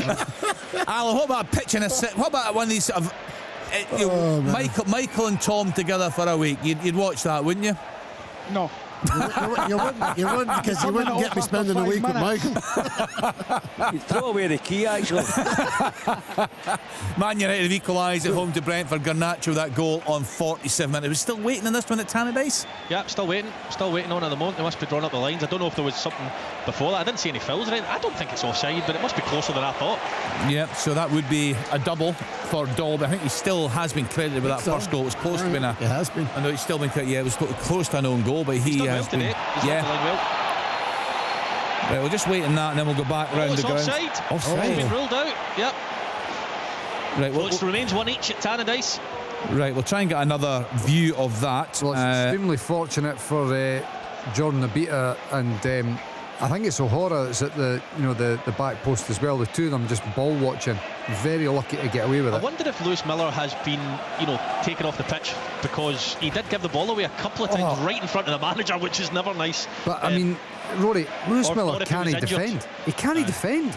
You look at the first goal, and I know that Middleton does brilliantly and bursts the pace, but that's meant to be one of Lewis Miller's biggest strengths, is his athleticism.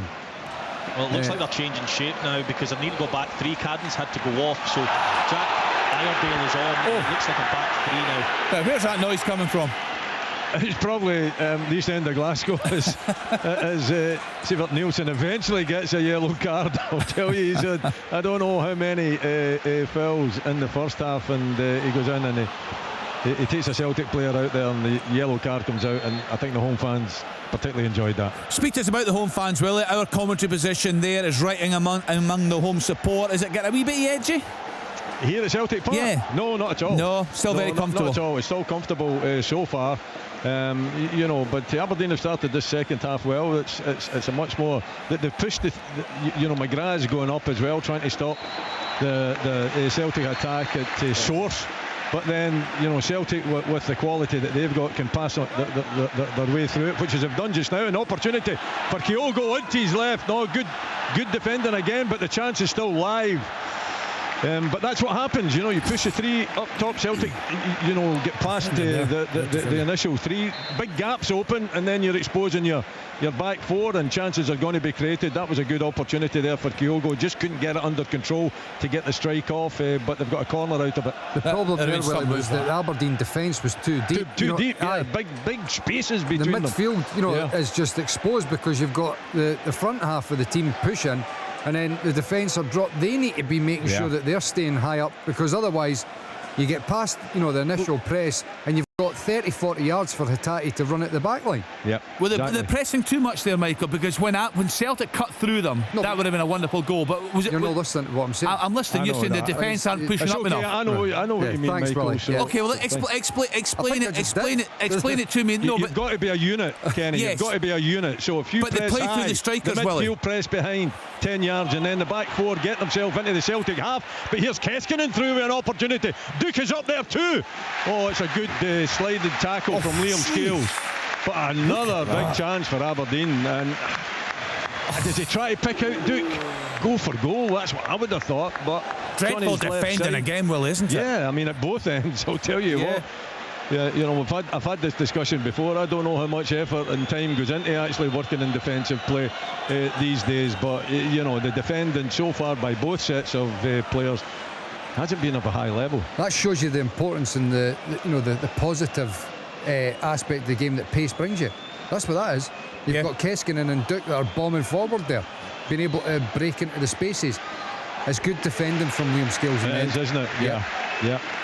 Yeah, someone's got in touch here, Willie, a Celtic fan. He's saying he's obviously watching the game on Aberdeen TV. He's listening to us. He's saying Aberdeen TV raving about the performance of the Dons. I'm not so sure. Far too open for an away team at Celtic Park.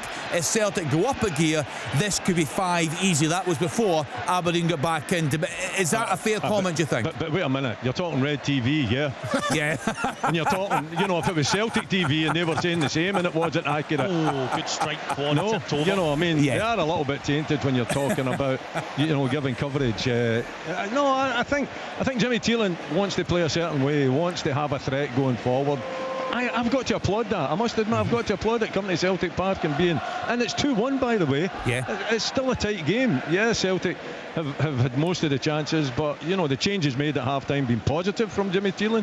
He is a football coach that understands the game, which is great to see.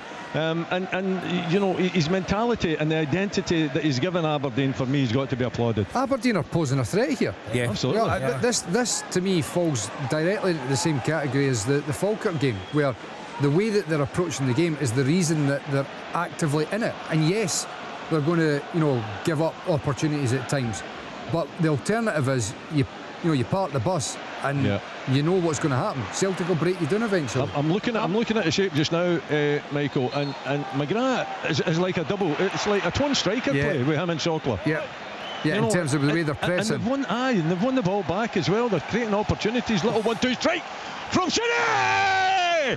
What a goal! It's a deflection, but it goes into the roof of the net. I'm the only man at Celtic Park that's standing just now. I better watch myself and sit down. But they go over. They celebrate with the fans. Aberdeen are back in at 2-2. Wow, what a response! Well, there you go. You know, you talk about the coverage and Reds TV. This is the reason that Aberdeen are where they are, because of a positive mental approach. And these Aberdeen fans will be delighted to see that going down there today, won't they? We were talking before about Aberdeen and making mistakes. Daisen Maeda makes mistakes there, and it's because of pressure that's played on him.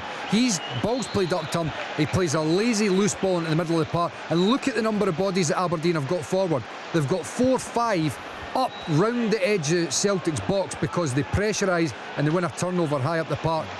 A good bit of fortune, obviously, with the deflection of Trusty into the back of the net, but that comes about from being positive.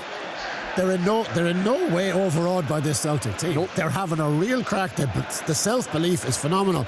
To come from 2-0 down when you're thinking, this might get a bit ugly, to produce this performance in the second half has been brilliant. I was about to say before the equaliser from Shinnie there that Celtic looked like a team that would sign up for 2-1 now, get off the pitch, take the win, because they looked anxious. And that confidence comes from the manager, doesn't it? Well, it comes from the manager, and it comes from the performances and the results that they've already got. But I would love to know what the discussion was in the changing room at half time. because as much as the confidence is riding high and the belief is high, they're 2-0 down at Celtic Park at half-time, and there will be that intrinsic, negativity that starts to flow through of, here you go, Celtic Park, you're 2-0 down. Now, I'd love to know action in that Celtic bench now. Love to know what Jimmy Talleen has said to them, just to get the composure back into the side. The positive substitutions tells a story in itself.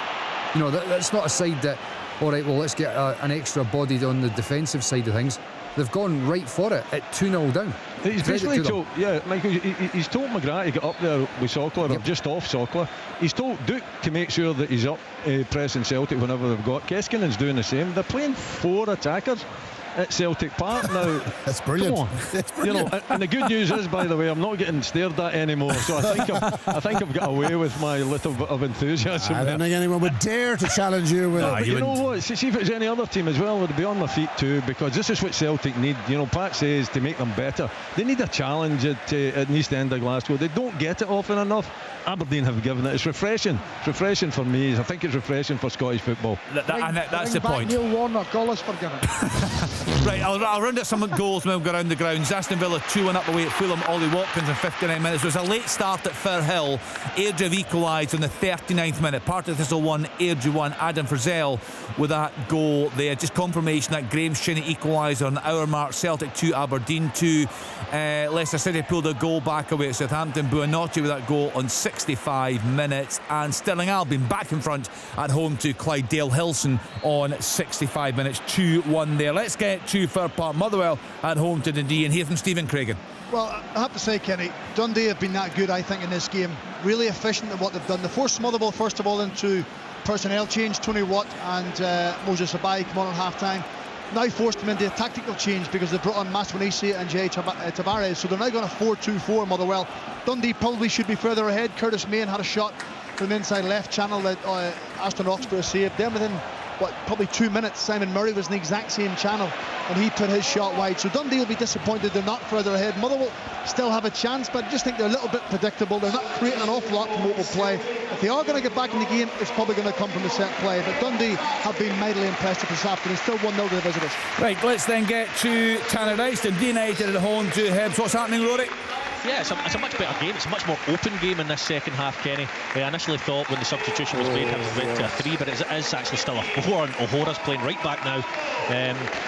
Look, this game could go either way. Hibs have been decent going forward in this second half, and Dundee United have as well.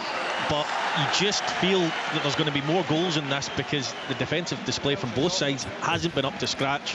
So it's Dundee United on the attack at the moment. It's a really entertaining game, and I couldn't really have said that about the first half. So we'll wait and see what the next half hour or so brings, but still one each here. Not going to go flashes through from the game at Starks Park. I can tell you it's one apiece. Wraith Rovers and Queen's Park. Hamilton from the penalty spot for the home side in 39. McLeish has just equalised just past the hour mark for Callum Davidson. So he's in a very good season, you'd have to say, Callum Davidson at Queen's Park. Let's hear from John Robertson. Perth, St Johnstone against Ross County. What's happening, Robbo? It's a stroll for St Johnstone at the moment. They're total command.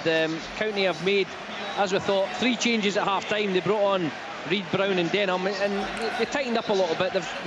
As you'd expect, they've no threat going forward. Hale has just joined by Wright. They've gone 4-3-2.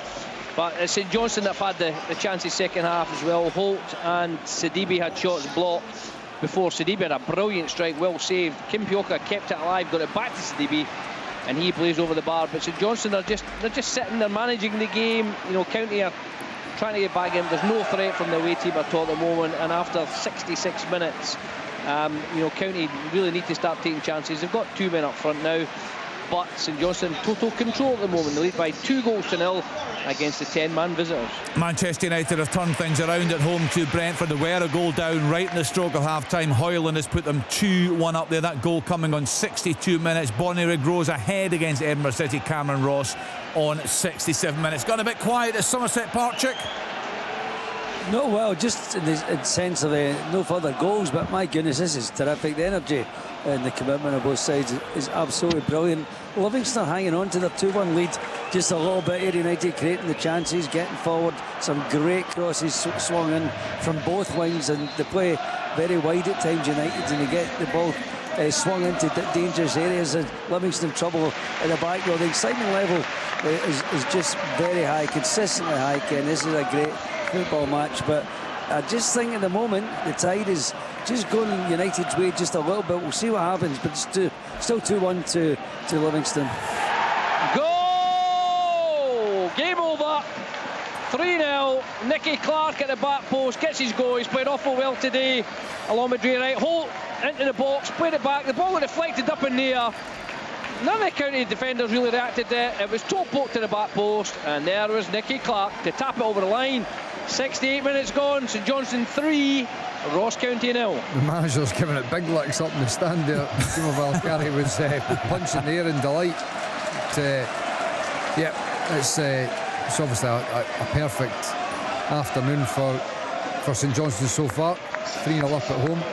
I say he wished his clearance came through so he could take credit for this. Oh, you'd be loving that. Hibs what a start that would be. And you would think, in terms of fixtures, that would be a fairly favourable one, you would think, for the home side, but it's still got to go and do the business, Rob. But County been poor this afternoon? They've not really been in it. I mean, I say it was quite competitive the first sort of 10-15 minutes, you can imagine. Then they lost the goal, and from then on St Johnstone have just really gone at it. They've changed it. I thought it was a 3-4-3. They haven't. They went to back four. Dre Wright has been playing right back, and he's been superb. He's been up and down the line. He's worked really well with Jason. They're actually checking it for offside here just to be sure, because it was a tap in from about 3 yards. The keeper did come out of it further to try and get the ball, so it might be that. But St Johnstone have been excellent. County have just not been at it, and the red card hasn't helped them. There's no doubt about that. It certainly did not help them at all. But we're just waiting for confirmation here to say, because the goalkeeper did come out to challenge for the ball, and it was not past him. So the fact he's come out may mean that Clark's offside. Yeah, we're still in the replay. Yes, Willie. Come in, Schmeichel and Sockler manages to close them down. They are rattled. But you know what? If he had a bit of support there, that's a big opportunity. And by the way, Morris comes on for Keskinen, so more pace. That all comes from the fact that Aberdeen, the way they were shutting Celtic down, brilliant. Doesn't look like this is going to be given. John Beaton's walking back. It's no goal. Right, offside. Robert, thank you. That's ruled out. Still cruising St Johnstone. Still cruising, yeah. But I was just saying, Trusty had the ball and he was stepping into Aberdeen's half, and Aberdeen just shut him off brilliantly. He's trying to turn back. Jamie McGrath's able to get a deflection on it. All of a sudden, Aberdeen are able to get the whole team 50-60 yards further apart. Sockler's then putting pressure on Schmeichel, and it's all because of their defensive setup. They're basically shutting off the passing angles for Celtic. That is a really well-worked dynamic to the Aberdeen team. It doesn't happen by chance. It's clearly been worked on. McGrath curling it in as well. Who's up? Oh, it's over! It's a third goal! Oh my God. It's Duke! It's quite incredible. Jamie McGrath delivery. Absolutely superb. And it falls for Duke, who, I think it takes a deflection, and it ends up in the roof of the net. Celtic are all at sea. They don't have any answers just now. They're looking at each other. They're dishevelled. Their body language is so poor. And Aberdeen have turned this game around. Quite sensational here. He's dead to Glasgow. I think it's Sockler. I think it might be Sockler at the back post that gets the header on it. He gets a header, but is there not and then it maybe flicks off Duke's back, maybe? Is it Duke's back? Aye, well, he's taking the credit. And then maybe, whoever it is that's on the line... rifles it in. No, it's Sockler that's on the line. No, is it not a Celtic player? Rubizic heads it, flicks off somebody, and Kyogo. Do you know what? I don't know, but it's in the back of it. It's 3-2 Aberdeen. What a game, Willie. What are we learning about the Dons this afternoon, Willie? I don't really care, to be honest. I'll tell you what we're learning. We've got a coach that knows what he's doing. Yes. You've got a coach that set the team up, giving them a shape, giving them identity, giving them a positivity. Come down here, turned it 2-0 down at half time, comes out the second half. Place four up. We are talking 4 attacking players up against Celtic, and Celtic do not have an answer. Sorry, they're checking it right. It comes off Duke's possible handball. It comes off Duke's hand, but I don't know. Right, here we are. So Rubizic heads it. It flicks down off of Duke's hand. Now, I suppose the question is, does Kyogo touch it before it goes in the net? I think the goal's not going to stand. But if Kyogo scores, oh well. So the referee doesn't look at it, no. Well, it's a factual decision. If it hits his hand, it's factual, isn't it? VAR makes that decision, yeah. It's factual. If it hits his hand, it goes in, well, yeah. Right, so Michael, just talk us through what you saw. So Rubicic is at the back post and he heads it.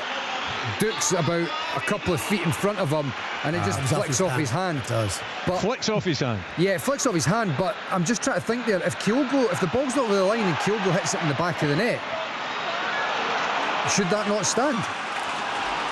It should, Michael, yes. Yes. It's only you can't score with a handball whether it's deliberate or not. Yeah. But if it hits your hand and hits another player, then I think it should stand. And I don't think that ball's over the line when Kyogo hits it. Right, we'll get clarity on that from the SFA. We'll ask that question. It's been given or not yet? Goal's not given. The goal's been disallowed. Disallowed, yeah. But I think I'm not convinced that ball's over the line when Kyogo hits it. And obviously I just need clarity on, because obviously if it hits Duke's hand and it goes in the back of the net, that would be disallowed. I agree. But Kyogo kicks that, and I'm not sure that the whole ball is over the line before he kicks that. Right, we'll get some clarity on that. A big moment at Celtic Park. I'll just bring you some other goal news around the country. We had Celtic Hearts 0, Montrose 1. McAdoo with that goal on 68 minutes. Aston Villa 3-1 up now away at Fulham. A Diop own goal. Elgin City 2-1 up away at Spartans. Ollie McDonald on 71 minutes. Stirling Albion 3, Clyde 1. Dale Carrick on 75. Bit of action somewhat. No. A wee bit of noise there. That's you up to date with all the scores. Let's get to Tynecastle. Fairly comfortable for the home side there, Alan. That's it, man. I've got better in the second half, and that's down to the fact that Stevie Robinson has changed half his outfield players within 60 minutes of this game starting. Clearly not happy with the first half performance. Made his changes and they've got more into it, but Craig Gordon's not had a safety net so far. And the interesting thing for me is that Lauren Shankland has been taken off. Nothing wrong with him, not injured, nothing. He's been just taken off. It looked okay to come off, but he was fine. Neil Critz has taken his captain off. Yeah, that's a bit of a statement from the new Hearts manager. We'll see how that one goes down. We have asked the question to try some clarity on that disallowed goal for Aberdeen, Michael. It's Kyogo, just because it's a Celtic player that kicks it, that's what I'm unsure about. Right. Well, had it been obviously an Aberdeen player, then it's a handball that leads to it and it would get chalked off. So I'm just unsure of whether, because it's a Celtic player that effectively kicks into the net, whether that changes anything or not. Right, we'll seek an answer on that one. Let's get to Tannadice and Dundee United against Hibs. What's happening, Rory? Well, there's an injury at the moment. There's a Dundee United player down. Just trying to see who it is. I think it's Lucas Stevenson. It's been a very open game, as I touched on. Dundee United probably had the better of it the last kind of 5-10 minutes or so. Dwight Gale's now on the pitch as well, so it'll be interesting to see him. Hoylett's been in and out the game, but has shown flashes recently. Boyle's had a few nice touches since he's come on, but I could not tell you who's going to win this game. The one thing I would say is, Dundee United have been on the right side of very narrow games a lot this season. Hibs the opposite, so you just wonder as the game goes on whether confidence and that kind of thought process of whether they believe they can actually win it or not will favour Dundee United rather than Hibs. But at this moment in time, it's still 1 each, and like I said, very difficult game to call. The guidance from the SFA is goal scored directly from Duke. Aberdeen off Duke's arm to the back of the net. Correct factual decision, they say. Right. The point that Michael's making was so they mustn't think, Kenny, that they obviously don't think that. Yeah, they obviously don't think that. Or they're saying that it was over the line. Yes. Before Duke kicks it. Yeah. Sorry, before he touched it, Yeah. So, I mean, look, it's just because it's a unique... Well, it's... with it being the Celtic player that kicks it at the end, but if it's already... that doesn't matter. Decision. Yeah. Celtic Hearts 0, Montrose 2. Ben McIver Red with the goal on 74 minutes. What's happening in your game at Fir Park, Stephen? Motherwell have gone 4-2-4, Kenny, and they're not playing through midfield anymore. It's long, hopeful balls up to Moses Abai and Tony Watt and Tavares and Maswanisi, and they're changing sides and they're trying to get themselves into the game. Lennon Miller had a shot from about 25 yards. Trevor Carson saved it comfortably, but that's been the closest they've came. They haven't created anywhere near enough. I've said to you at half-time, from open play, they struggle to break teams down. They've certainly done it this afternoon. Oh, what a save that is, but it's taking a bad one. What's a great ball. Scored! Right. It's Dwight Gale. Down the left-hand side. It's a lovely ball in from Obita to the back post. And Dwight Gale peels off to the back post and heads home, shows his quality. His movement was really good. Michael will be able to tell me if maybe Holt's defending was poor, but it looked like good movement. Heads it into the ground, into the roof of the net, and Hibs are 2-1 up at Tannadice. It's a lovely cross. Big Hibs support there at Tannadice. Absolutely delighted this afternoon. We're just waiting for a replay in the studio here. We can see the fans celebrating. That's a good turnout from the away support, isn't it, Rory? Yeah, magnificent, and they were very quiet for large portions of the first half, but that goal right on half-time, and the second half has opened up. It's been a game of basketball at times, but it's Hibs who take the lead, and they erupted there, and quite rightly so, and that'll give them confidence. Dwight Gale can score a few goals. There's another red card, St Johnstone, and it's another red card for Ross County. Telfer went in late there. It looks a bad. It looks like he's caught St Johnstone player Sprangler on the shin. They'll obviously check it, but John Beaton was 5 yards away. Straight red card. We're just waiting. I'm just looking at Tynecastle with Craig Gordon. I mean, I've seen a few replays, but I didn't really see where the contact was. I think he's been caught as he dives out, Mike. I think the St Mirren player comes in and he's caught him on the head. Likewise, I'm presuming because they're taking a lot of time to make sure he's all right. So, but it wasn't immediately obvious that he'd caught him there. Chance.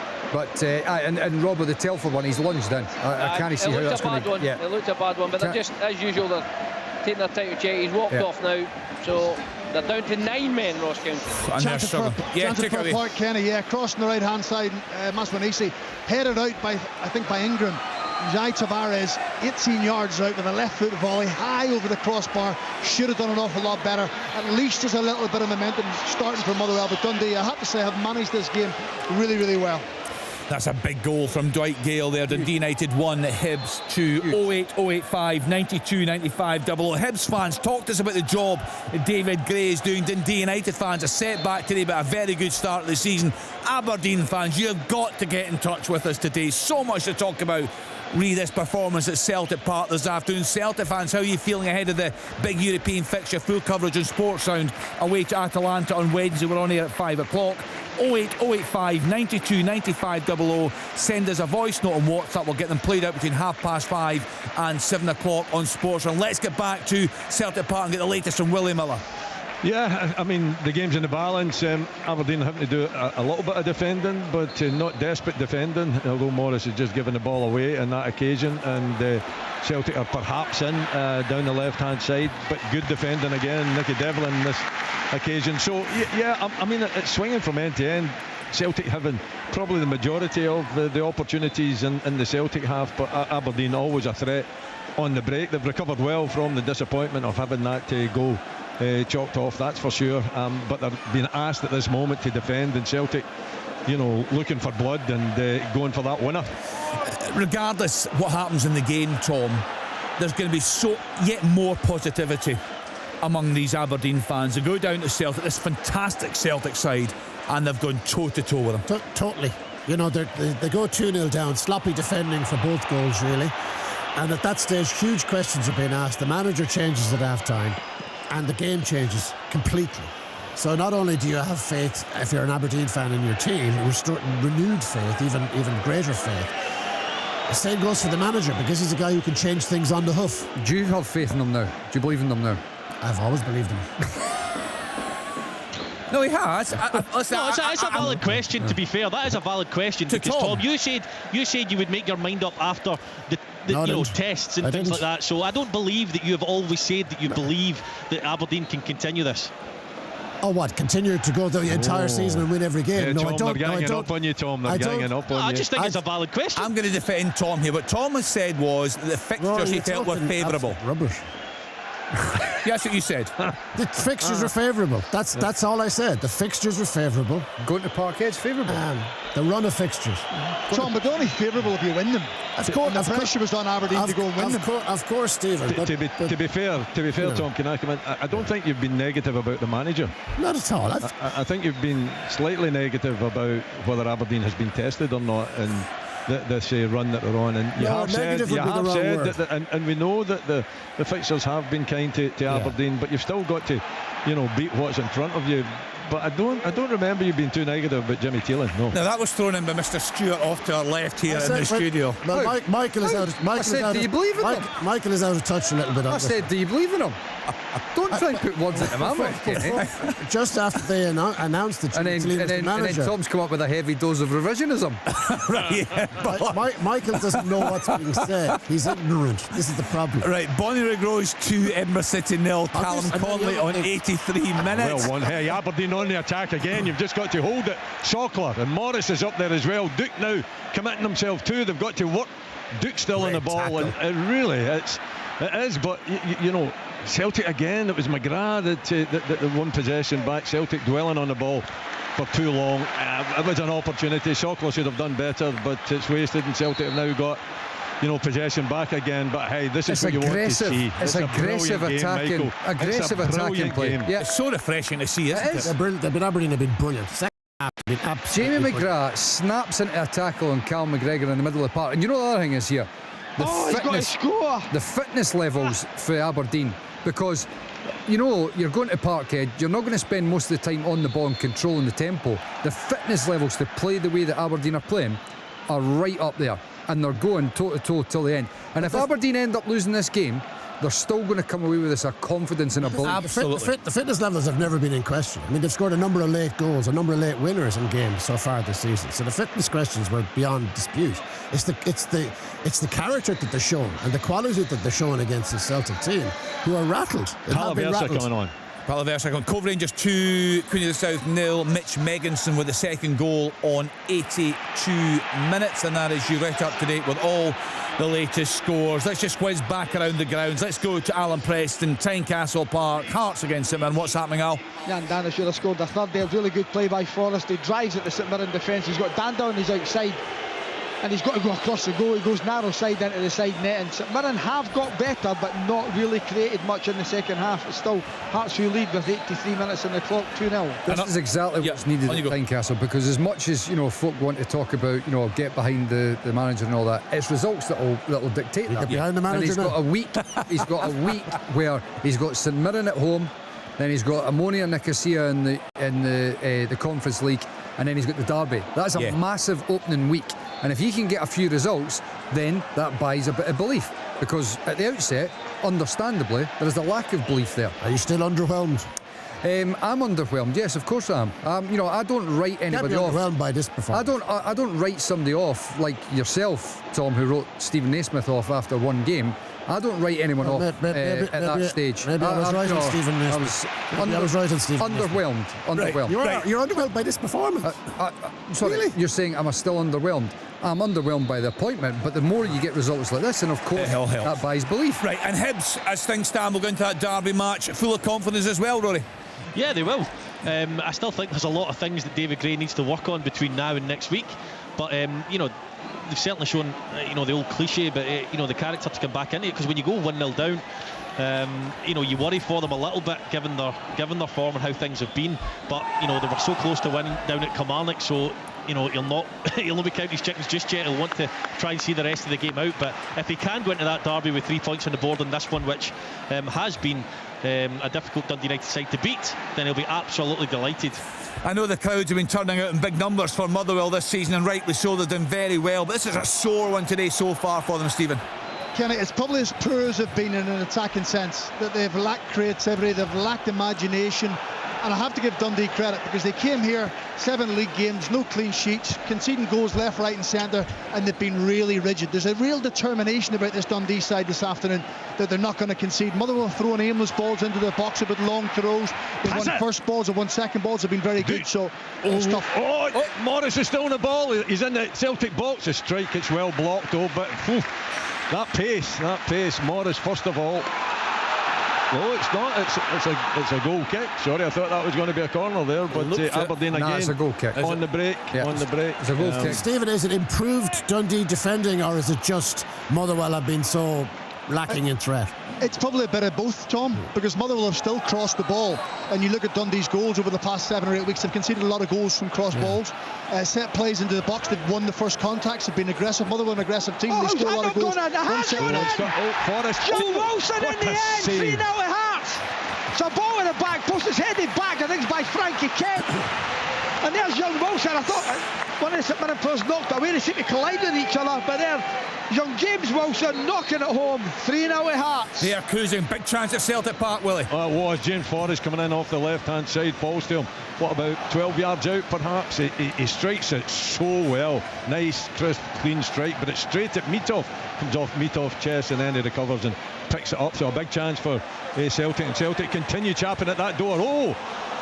That was a nice one from, who was it? It's a big Rubicic that somehow managed to deflect it back to that was to Mitov and goal. Oh, so he knew a whole lot about that, really. He didn't, did he? You know what you do there, Tom? You look cool, though. You know, you just get up there and you look cool. And you pump your chest out and say, I really meant it. Right, let's get back to the game in the Championship. Second v third ahead of the game this afternoon. That could change, of course. Ayr United at home to Livingston. What's happening, Chick?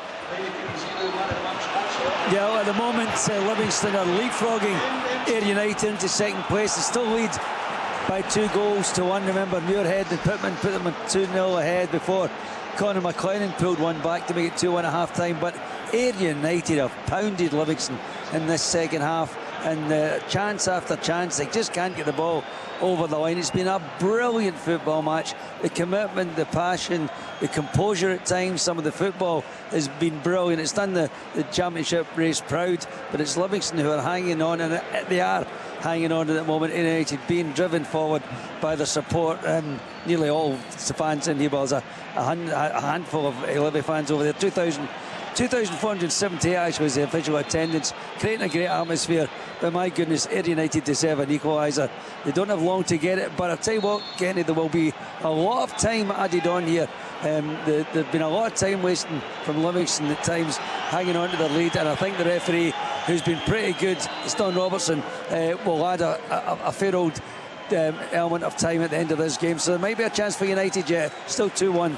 Good stuff. Arbroath 1, Dumbarton 3, Finlay Gray on 90 minutes. Confirmation that James Wilson goal on 86 minutes. Hearts 3, St Mirren 0. Elgin City 3-1 up now at Spartans. Dylan Gavin on 89 minutes. Jimmy Teeling getting a yellow card there. What's that for, Willie? I don't know. Because it's the directive. If it's somebody else on the bench, it's the manager that gets yellow card. I think it was somebody else that did something. Somebody said something, or? I think so. It was that Shade Morris there was a bit of a coming together with him and Baye, he landed into the hoardings. Coming together, to be honest, but there you go. It was lit off by the referee, and there was a bit of maybe verbal given and someone from the dugout. It might have been the doctor, actually. Was that a chance, Rory? No, it wasn't a chance. I thought it was going to be the defender from Hibs again. It's the substitute Jack Iredale who went straight into his keeper, and the ball fell and it just stopped for half a second. Right, chance. Oh, that should have been it. That should have been the equaliser. It fell to George Oakley, 12 yards out. He just pulled it a bit with his right foot and put it beyond the goalkeeper's right hand post. United should have been level. We're into time added now, Kenny. Yeah, it's been a terrific afternoon, and this one very much in the balance. A corner for the home side, Willie. Yeah, it was a corner, and Mitov, I thought, got himself in a bad position there, poor position, but it was Trusty, I think, that actually got the head on it. He puts it over the bar. Yeah, it was a big chance. I think he's seeming to say that he thinks it's another corner, but I don't know how. Oh, it looks like he misses it. It looks like Trusty misses it and it actually comes off Mitov. Oh, John Newell's off. Oh, okay. No. Right, take away, Rory. Yeah, it's a difficult. Michael, have a look. It's a second yellow card and it's a red one. He makes contact with the ball and then his foot ricochets up and he does catch Lucas Stevenson quite high up the leg. Did look quite a high one to me, but I don't know whether that's... What? 10 minutes. Wow. 10? Where does 10 minutes. Where does that come from? I don't know. Well, I hope you've not set your electric blanket. Listen, actually checking a straight red. It'll be like Aberdeen, on fire. Willie, if 10 minutes to go, a long way to go, but if things stay the same, Willie, would 2-2 be a fair reflection of what you this afternoon? It would be. Yeah, I mean, Celtic have been good and Celtic had, more opportunities, but hey, Aberdeen are still going right after them. Absolutely, they've been brilliant, and in particular in the second half, the changes made, the attitude towards it as well. It's just been a thrilling game of football. It's been a long time since I've witnessed this at Celtic Park, from a domestic point of view, other than perhaps the Old Firm games. It's been brilliant. It's been brilliant. If you didn't know about, if you just parachuted in from Mars, you wouldn't know who's the dominant champions here. Yeah. And who are the underdogs. Because Aberdeen, second half, it's gone toe to toe. And end to end. It's just a Where did they get 10 minutes from? It's a strike for I don't remember a long VAR couple. All right, here we go. Duke, is he going to take on Trusty? Trusty's got a big long legs, so good defending. So there was the VAR call for the disallowed goal. For the disallowed goal, but it wasn't as if it was crazy long, and I can't remember any other. Billy, was there any other big stoppages? No, just. There wasn't any injuries. I think Nielsen went down a couple of times with cramp. No big injuries, but a chance at the back post. You've got to come out, Nicky Devlin, to block that. Oh, it slides past James Forrest, left foot, just slides past that far post. Thought Devlin took his time getting out and blocking him, but it's end to end. It's great, isn't it? Fabulous. Do you know what? Sometimes, Michael, you give these games a big build-up. We've all been listen to this crowd, by the way. Isn't it great? But this game's delivered, Michael, big time, hasn't it? St Johnstone. Right, Robbo. Wow. This one's given against Mackenzie Kirk in the last minute. Brilliant play from Carey. They've just knocked it about for the last 10 minutes. They've absolutely tired the county, 9-man county out. Carey walks along the byline. He's knocked it back to Mackenzie Kirk, who's about a yard out. And again, subject to VAR, it's 3-0 St Johnstone. I don't know where the 10 minutes is coming from, but I'm delighted we're getting it. It's just such a great game. And actually, first up with the fans at 5:30, got a Celtic fan on first, then an Aberdeen fan. I know he's at the game. He'll be on his way back up the road in a supporters bus at that time. Really interesting to both perspectives on what we watched. As neutrals, it has been absolutely terrific at Celtic Park this afternoon. Still very much in the balance. A lot of injury time still to go. Also in the balance at Fir Park, still there, Stephen Craigan. Yeah, it is. With 7 minutes added on, we're 94.5 minutes into it, so there's still a few minutes left for Motherwell. I have to say, it would be undeserved. Dundee have been the better team without creating numerous chances. Just the whole shape of the team has been so much better than what it's been. 3-0 St Johnstone. 3-0 St Johnstone and full time down at Somerset Park. And it's 4-0 Hearts. Oh, Blair Spell. Cammy Devlin gets a break in the ball in the middle of the park. He gives it to Spell, who cuts onto his left foot. He's hit it in the back of the net. Right, Willie. It's in the back of the net, but it's not given. It was Celtic. It was a corner. You stop me for a goal for one that's not been given. What's going on here? You know the rules. I'm sorry. A goal goes up's a no goal. I'm sorry. 4-0 Spittle. 4-0 Spittle. But apologise. Hearts romping. Did that look like a foul on the keeper, Michael? Is that the? It is, aye. And Alistair, I think it's Alistair Johnson. He actually looks over his shoulder first, which kills him. I mean, goalkeepers are a protected species. There's no way that that's ever going to be allowed. It's just, I mean, does he do a lot wrong? He knows what he's doing, and the fact that it leads to a goal, you see here, he just looks over his shoulder and backs into the keeper. Totally taking him out of the action. Again, it's full time at Somerset, and it's all 3 points to Livingston, who leapfrog Ayr United at the top of the championship. Remember, Muirhead and Pittman the first half. Conor McLennan got one back before half time. Fabulous game. David Martindale is out there shaking hands with his players with Brian Rice. They've now gone to the Livingston fans who have travelled through.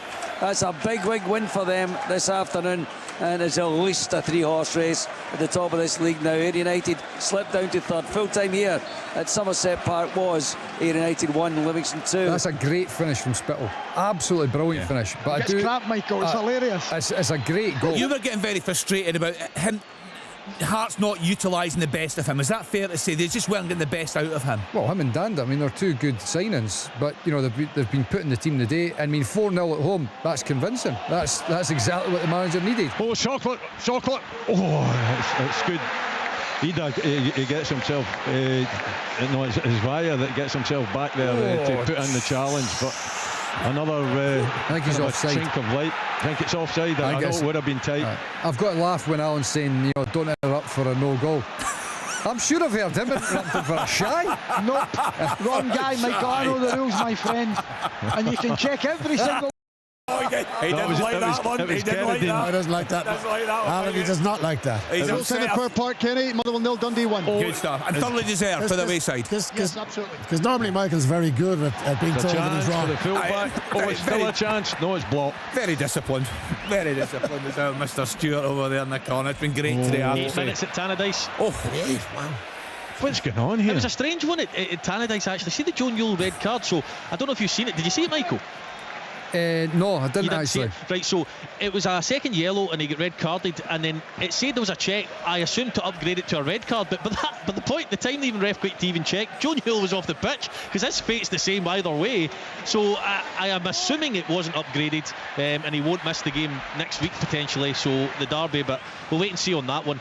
But it's still in Hibs' favour here, but 8 minutes to hang on with 10 men. Just to round up the championship, Chick brought us the news of that game of the day. Fantastic. A United 1, Livingston 2, finished in Fairmont 0, Morton 0. Late start at Firhill, an issue with the linesman. 60 minutes played.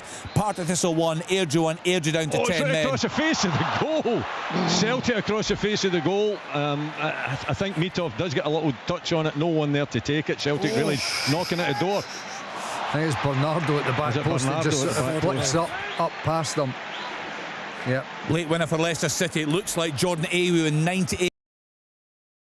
Just to round up these we'll give you a full classified later in the programme. Just to round up the championship games, Range Rovers 1, Queen's Park 1. Callum Davidson, manager of the month, going very, very nicely. They're right in the mix for the promotion playoff places. And just looking at the table, that big win for Livingston. Tynecastle, Hearts 4, St Mirren 0. Thanks to Alan Preston, great win for Neil Critchie. We heard from him pre-match, we'll hear from him post-match. We'll also hear from a Hearts fan. He'll join us between 5:30 and 7 o'clock tonight. Do you know what, Hearts fans? Get in touch, let us know your thoughts.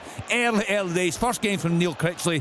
What did you make of that this afternoon? 08085 92 95 00. Send us a voice note on WhatsApp. If you've got a question for Michael, a question for Tom, that's the same number to use. Livingston 4 points behind Falkirk, but with a game in hand. So a great season so far. He's past him, he cuts it back, it's a saved it, can he knock it in? It's a goal! 2-2 at Tannadice, and it's Lucas Stevenson! The winger gets to the byline, he cuts it back. The goalkeeper looked to me like he flapped a little bit. The ball drops, and Lucas Stevenson taps it into the net. David Gray looks absolutely distraught. No wonder. I mean, you know, as you're saying that, I'm looking up at the screens, and that's exactly what I'm thinking straight away. The goalkeeper, because it doesn't look like he's stretching. He's at his near post. Wasn't a lot of power in it either, I don't think. And he flaps into the middle of the goal. I mean, unless I'm missing something and I see it in the replay, you've got to say the goalkeeper has made a big error there. The problem is as well, they've got 5 minutes to hold on with 10 men as well, because I would imagine Dun United will throw everything at this. Yeah, yep. Right, Celtic pushing it at home there, Willie. Absolutely, yeah. There's not long to go here either. We're into probably the last minute. You know, there was a substitute made, so maybe a little bit more than that. But Aberdeen, you know, back to the wall. They can't get control of the ball. Celtic are controlling the play. Aberdeen are just throwing bodies in front of them. Trusty's up there playing like a left winger, actually. James Forrest is always, it's a strike, but hey, Aberdeen, you know, it's Rubezic again. He gets his head on it. You know, the strike for goal. So yeah, it's Aberdeen just holding out, just hoping that I think it's a free kick outside the box. It's certainly not inside the box. Is the referee going to give it? He's given a free kick outside the box. Do you know, I was just about to say that big Rubezic and his rashness has disappeared, and then he comes charging out and does, you know, what you saw him doing so often last season. VAR having a look at this one to see if it's inside there. You're having a good look here now, Michael. Just talk to us about this.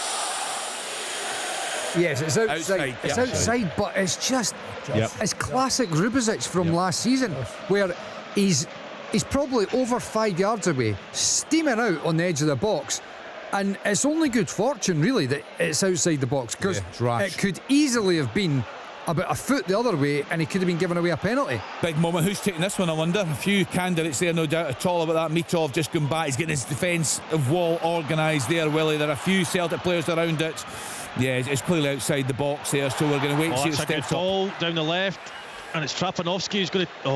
it's a free kick. I tell you what, I've just got a horrible wee feeling in my gut here that for David Gray, because Dundee United have got their tails up. It was a great ball. Martin Boyle switches off down the left, and Dundee United are going to put them under real pressure for the last couple of minutes here. What a chance this is for Celtic. Right, Willie, take it away. Talk us through this one. Big moment. It looks like Bernardo that is lining up. He's certainly over the ball just now with Callum McGregor, but there's a lot of discussion going on. He does there as well. So it's a great opportunity, isn't it, for Celtic, just outside the line, just to the left-hand side. Mitov lining his wall up. There's a gap there. He's hoping that he can see the ball. I think it's Bernardo that's going to take it. Certainly looks like he fancies it, although there's 4 of them round it, and I'm sure they all fancy it. What a time to get a strike and see it end up in the back of the net. It would be the last kick of the game, that's for sure, because we're past 10 minutes now. It's a strike, and it's either that eventually takes it a little touch and it's blocked and it goes over for a corner kick. There can't be any time left, surely. You surprised at that choice, Michael? The little touch. Yeah, I mean, no, I'm not overly surprised because it's so close to goal. Yeah, it's difficult to get up and down over the wall. They're just trying to shift it to the side. Anyway, it's a corner that's put in. What a save! What a magnificent save from Ida. It's still hot. It's on. No, it's off the line again. It's quite amazing. How does that stay out on 2 occasions? I cannot believe how it stays out. Is that Duke? Is that Duke that's blocked that? It is Duke. Celebrate like they scored a winner. Right, they're having a check for a penalty. They're having a check for a penalty there at Celtic Park. We can tell you that. We've got a feed. So they're having a check. Penalty check. Right, Graham Shinney's remonstrating there with the referee. Here we go, Michael. Oh no, you don't think so? No, it looks like it's off his midriff. He's the way he's celebrating. He would know. His arm was out. But I think it comes off his midriff. It's difficult to say from that angle, but what I would say is he's off celebrating like he's made the block. If he knows that that's hit his arm, he wouldn't be celebrating like that. He would be very sheepish. We're talking about footballers here. let's remember. I don't know too many of that sheepish. Do Tom? They're not going to hold their hands up. This will give you the view. This will give us the view.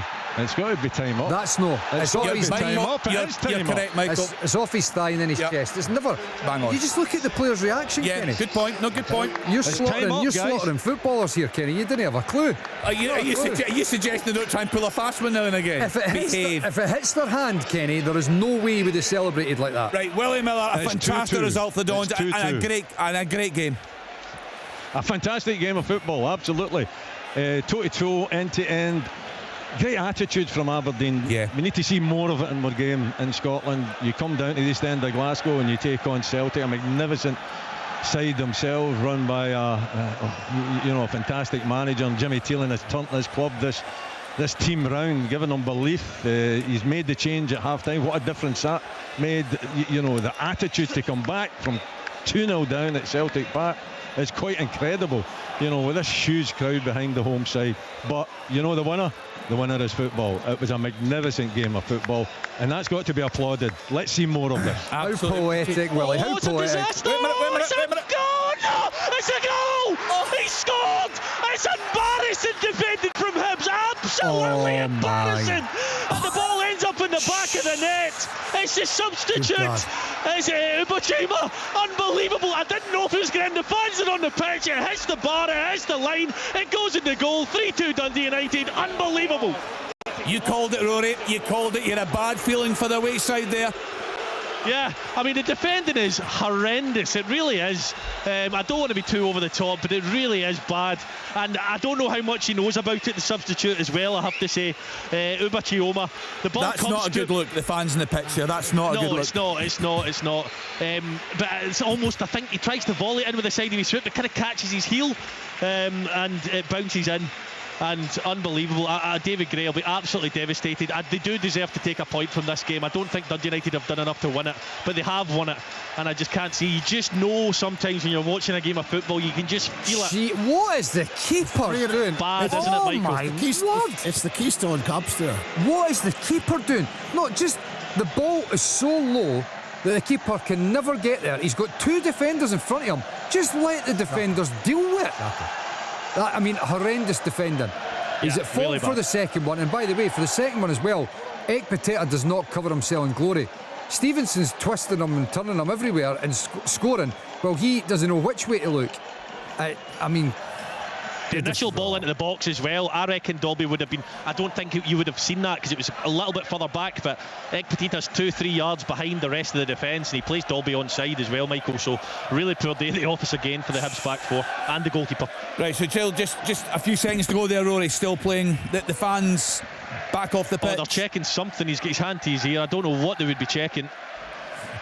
I wonder if there's maybe an offside when the ball first went in. That was my fault. I may be completely wrong. Just I looked up, saw the screen. I've not had a second look at it, but we'll find out just shortly. Here we go. He's just had a word with the referee and he's cheering, so that would suggest it's going to be good. But the referee, he's just walking across the centre circle quite casually at the moment. Very tense here at Tannadice. A big moment. United have been in very good form. Hibs struggling under David Gray this season. When the game's tight, you just felt like Dundee United. Yeah, it's a goal. Dundee United had that. Full time. Game's over. Last kick, the 99th minute. Heartbreak again. And we'll get into this later with Michael, because he's highlighted this for the past couple of years. The defensive situation at Hibs never seems to have been addressed. It's really worrying. It's been an incredible afternoon of Scottish football. We gave it the big build-up, and yet again the game has delivered. Lots of reaction to come from our pundits, from the managers and from the fans right after the BBC Radio Scotland news at 8 minutes past 5. On digital radio, FM, your smart speaker, and on BBC Sounds. BBC Radio Scotland.